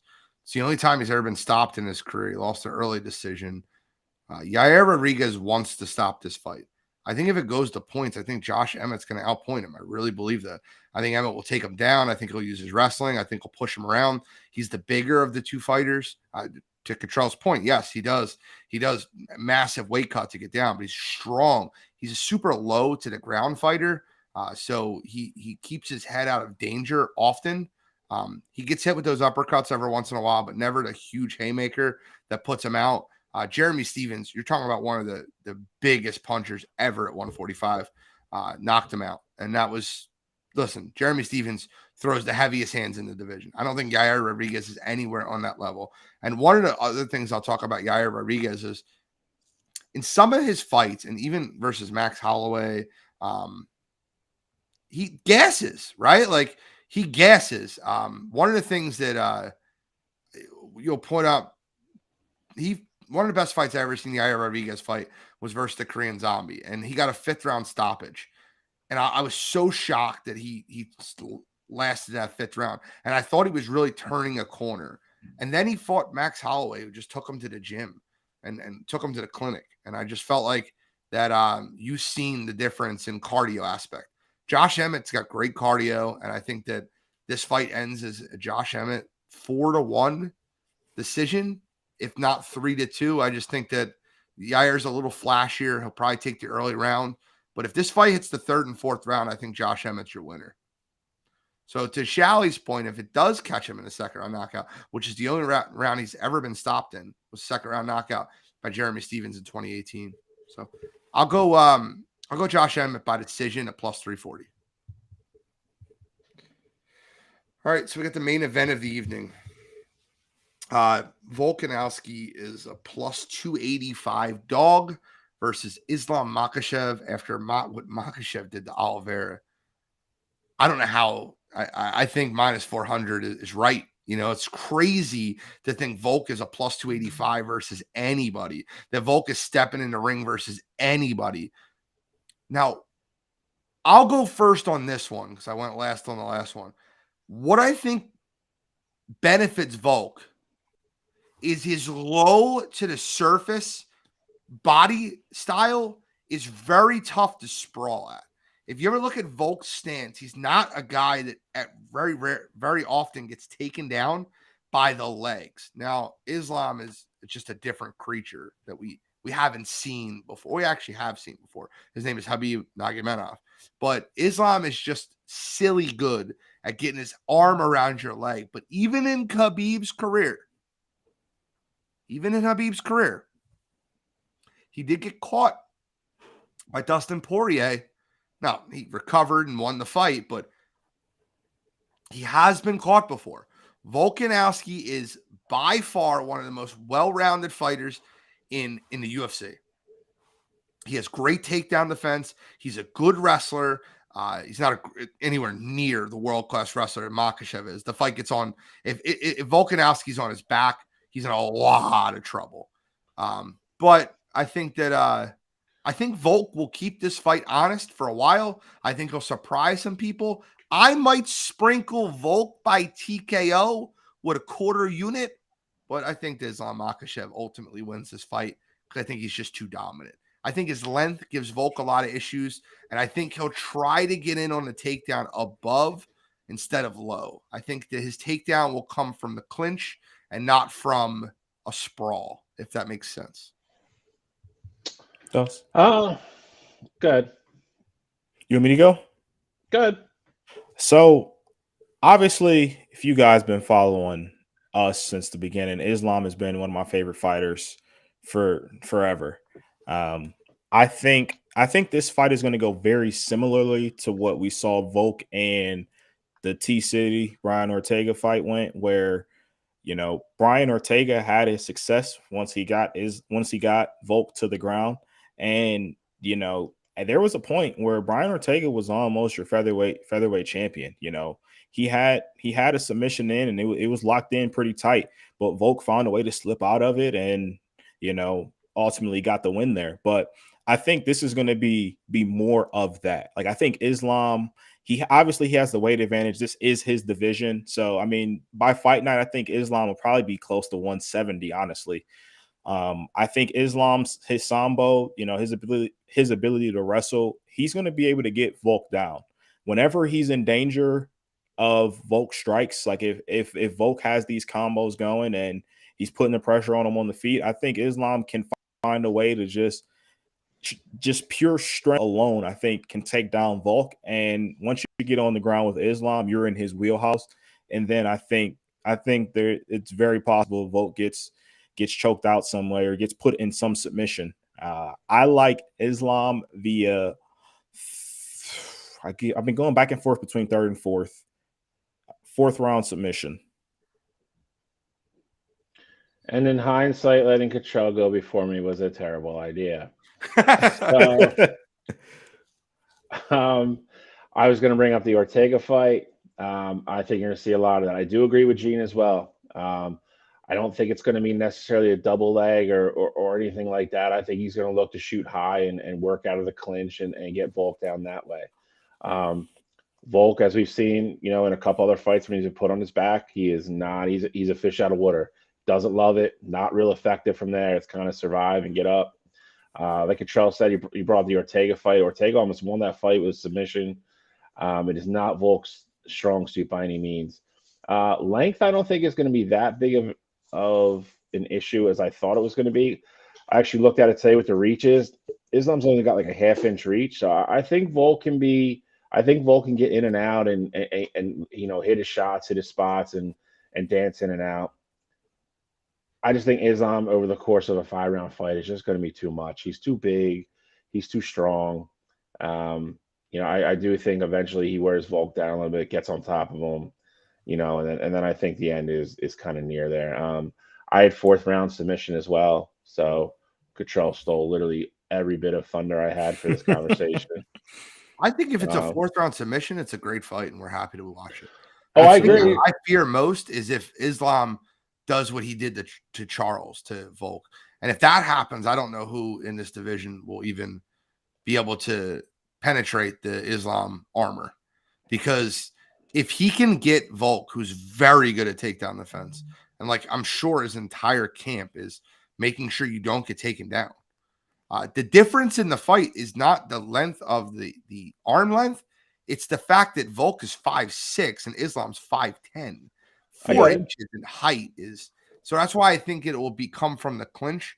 I think Volk's got to stick and move, and I just don't know if he can do it for 5 rounds. Gene, I love what you said though about the Volk sprinkling in Volk TKO, because I truly think that's the only way Volk can win this fight. 100%. Obviously, he's not gonna submit him, and I don't think there's any way, if this goes to the decision, that Makhachev is not winning because of what's gonna be the case with the takedowns. Like, he's either gonna knock him out, or he's gonna get submitted, or he's gonna just get dragged down every round, and Islam's gonna win by points. Like, I think those are the only 3 possibilities that you have this fight. Well, I don't know. I don't know how much stock I put in it, but I've read it, and a lot of people are. Khabib will obviously not be there in his corner fight, and a lot of people thinks that could be a detriment if like we all think, if it's in the deeper waters. So something to keep an eye on. Like I said, I don't know if it makes a difference. A lot of people seem to think it's going to. And obviously, the longer Volk can stay in that fight and land shots and stay competitive with it being in front of his home crowd, like that is going to be a very pro Volk and a very, very anti-Islam crowd there on Saturday. It's in Australia, so it's going to be it'll be a raucous atmosphere. At least that'll be fun. I think the main event's very good, and it's Volk in front of his home crowd, and that's what they're selling on this pay-per-view. I just want to remind everybody of the Arman fight, the Arman Sukaram. I can't say his last name well, but he was the only one to really compete with Islam, and it was a decision, and it was unanimous, but it was a decision in which he took Islam down, and he got up from Islam on the ground once. Now, Islam took him down 4 times, to be clear. But just remind you of that fight. That there's crazier things that have happened in the sport, and I can see Islam getting caught with one nice haymaker. But listen, I think the easiest money is Islam by submission. I think that's the bet. But I will sprinkle on Volk TKO. I do like that as well. 25 on both. I feel like you come out happy, or however you want to put, whichever ones has the higher odds or whatever. Pull it up right now. I'll tell you. Islam by submission is plus 155. So you're getting plus money on both ends. Yeah. Volk by TKO. KO is plus 850. Ooh. So much more value than Volk money line, because TKO is the only way that's happening. They have Volk by points as a higher odds percentage, but I just don't see how that happens. Yeah, that's crazy to me. All right, so we got you got to be kidding me this week. We'll wrap up the show. Gatrell, start us off, my friend. All right, so my you got to be kidding me this week is my guy, good old Roger Goodell. He had a little press conference, if you will, today. Obviously, the whole Super Bowl media is going on. And of course, they were asking him questions. He kind of deflected the whole. They asked him, concussions this year were up 18% compared to last year. Kind of ducked about how they're going to go about improving that, which I understand. If you don't have a full game plan, I get answering that politically, whatever. But then he was asked about officials this year, and he said, I'm going to paraphrase it. He said, officials this year, I think we're in the best place than we've ever been, essentially. He thinks the officials are doing a phenomenal job. And I just think that's crazy. You have people talking about them trying to get rid of the hip slide tackle for next year, which I think is going to be impossible to police. Like, I don't think, obviously you have your one-offs where people do it with malicious intent, but you got to find ways to get ball carriers down to the ground. So that's one thing that's already been floated out there. So if you're talking about doing things like that, obviously, the officials aren't doing a phenomenal job. And then you got other things too. The roughing the passers this year have been absolutely atrocious. Like, we have to go revisit what roughing the passer is. I mean, at this point, you got to basically just lay the quarterback down gently if you don't want to get a flag. So I think that's atrocious. And not even just the whole regular season. We could just talk playoffs alone, how many blunders we've seen. Like, I feel like every single week that we've done a show and we've recapped the playoffs, it's been like, hey, these missed calls here. We talked about the wire lot, the punt hitting the wire and no one knowing what the hell was going on. Like, there's so many blunders right now with the NFLs and their officials, and it just being so inconsistent. So for Roger Goodell to say that, I mean, at this point, it really seems like a joke that he's defending like that. So Roger Goodell this week. Come on, you gotta be kidding me. Shally, there's a couple big ones. Which one are you taking? I was going to take Kyrie, but I decided not to since we kind of already covered on it. So I had it back up. I'm actually going to go to women's college basketball this week. I'm going to go with Gino Auriemma. I'm glad you're doing it. So Gino Auriemma, after I think they're number 4, number 5 in the country. They played host to South Carolina this weekend. Dawn Staley's Gamecocks went up there. They were the number 1 team in the country, undefeated. They still are. UConn jumped out to a big lead in that game. South Carolina came all the way back and ended up winning by 8 or 9 points. After the game, Gino being Gino couldn't be gracious, couldn't say anything, great per se about South Carolina. Started bitching about the officiating and how physical South Carolina plays and how some of his players had bruises and this and that and that. This is just Gino 101. Gino expects to win everything. And there's nothing wrong with that. You hold your program to that kind of, high of a standard. South Carolina is the new dominant team on the block. Dawn Staley's got a bunch of girls that play basketball just like Dawn Staley did. They're a bunch of dogs, man. They are scrappy. They are tough. They are physical. They are the best team in the country. Gino does not like losing. He is not the top dog on the block this year. Listen, bro, you've won championship after championship after championship. You did it at a time when women's college basketball wasn't that competitive. And over the course of the last 5, 6, 7 years, it has. All these programs have been built up. People were gracious when you were knocking the doors off them by 50 in championship games or semifinal games, and you're beating the balls off people, and you didn't pull your starters. You left Brianna Stewart out there. You left whoever out there to keep pouring in buckets when the game was already in hand. And those Baylor teams, those Notre Dame teams, those Stanford teams still gave you your flowers, still gave you your respect, even though you were being a jerk about it. You got beat on your home court by a superior team. The days of you getting every 5-star girl on the planet are over. You need to start coaching more. Be a better coach. But don't disrespect Dawn Staley. Don't disrespect South Carolina because they out-physicaled you on your home court. You got beat by a better basketball team. They're the best team in the country. Be a little gracious. Show some class. Don't be an asshole. So this week, Gino Auriemma. Come on, you gotta be kidding me. It's a great one, Bill. I mean, there's so many good recruiters around college basketball now, and female recruiters now, female coaches like Kim Mulkey and Dawn Staley. I'm not a Kim Mulkey fan. It should be clear there, but not either. But she's a good coach. All right, so it's funny. I was going to cut with Kyrie also before tonight. Well, before last night, before this morning, if we're being honest. Going to Anthony Davis, and if you think you're going to be an awful teammate, and I'm not going to, what's very consistent about me on this show? I call anybody out for being a trash teammate. I don't care what the situation is. LeBron James broke the most prestigious record in the NBA last night. You're a partner in Clutch Sports. I don't care if you have to fake it. If you're upset that you're playing a shitty game, if Darvin Ham and Russell Westbrook's argument at halftime is bothering you, if you're pissed that you're losing to the Oklahoma City Thunder, some things are bigger than the specific game that you're in. Let's take it a step further. Let's go a step further here. Is it jealousy? What is it? AD, I don't know if you thought you were getting an NBA championship with any other team other than the one LeBron handpicked you to play on in 2019, 2020. But you have a championship. You make a lot of money, and LeBron is your so-called friend and your teammate. He broke a record last night, and every single person in that stand as a fan was standing watching that moment. Players from the Oklahoma City Thunder were standing watching that moment. Every single player on the Los Angeles Lakers bench was standing watching that moment. You just sat and sulked.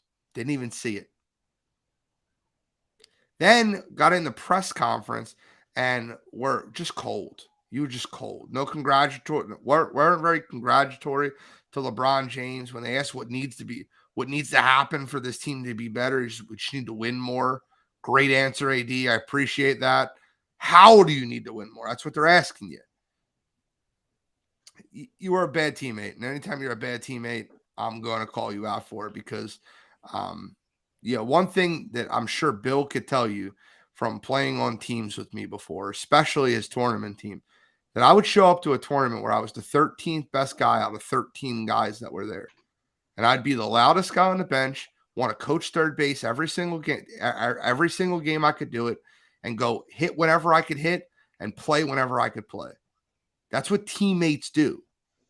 You're one of the best players in the world, and you're signed to the same agency as this man. You guys have family nights together. Inexcusable. So for that reason, Anthony Davis this week. Come on, you gotta be kidding me. All right, gentlemen. Any final thoughts? I want to give one quick final shout out again to my best friend, RJ. Happy birthday, my guy. Love you. I hope that you're listening. I know you tuned in the middle of the show. Even if you're out with your family, you're always checking in the chat or leaving it on. So I appreciate that, man. And I hope you have the happiest of birthdays. I do have a final word. If you guys have one, I'm going to give one more final quote at the end. I don't got nothing this week. Go Birds, baby. That's it. Well, that's kind of what I wanted to get into. This is the Super Bowl, guys. I couldn't be more excited to be able to watch the game. I'll be running a block pool. It's $10 a block. I'm starting it tomorrow morning. What an idiot I am. Bill's having trouble filling the last 4 slots in his. We're down to 2. We're down to 2. My point being is it'll be an all-profit block pool. It's $10 a block. We're doing $100 for the first quarter, $250 for halftime, $150 for the third quarter, and $400 if my math is correct. I'm pretty sure that's accurate. But it's $1,000. So you want to get in, it's $10. You can Venmo Wire to Wire Sports Pod or Gino8121, and I'll have the block up on Facebook, and I'll fill it in as people just text me or send me your number, and I'll put it right in there. I'll get the page up. But I hope the Philadelphia Eagles can pull out a second Super Bowl. I'll have my dad with me. He'll my little Eagles urn with his name on it. He watched the game with us last week, and I hope he's not embarrassed at the way I scream and cheer for the Eagles. But love you, Pop, and go Eagles, and bring home a Super Bowl. Thanks, guys.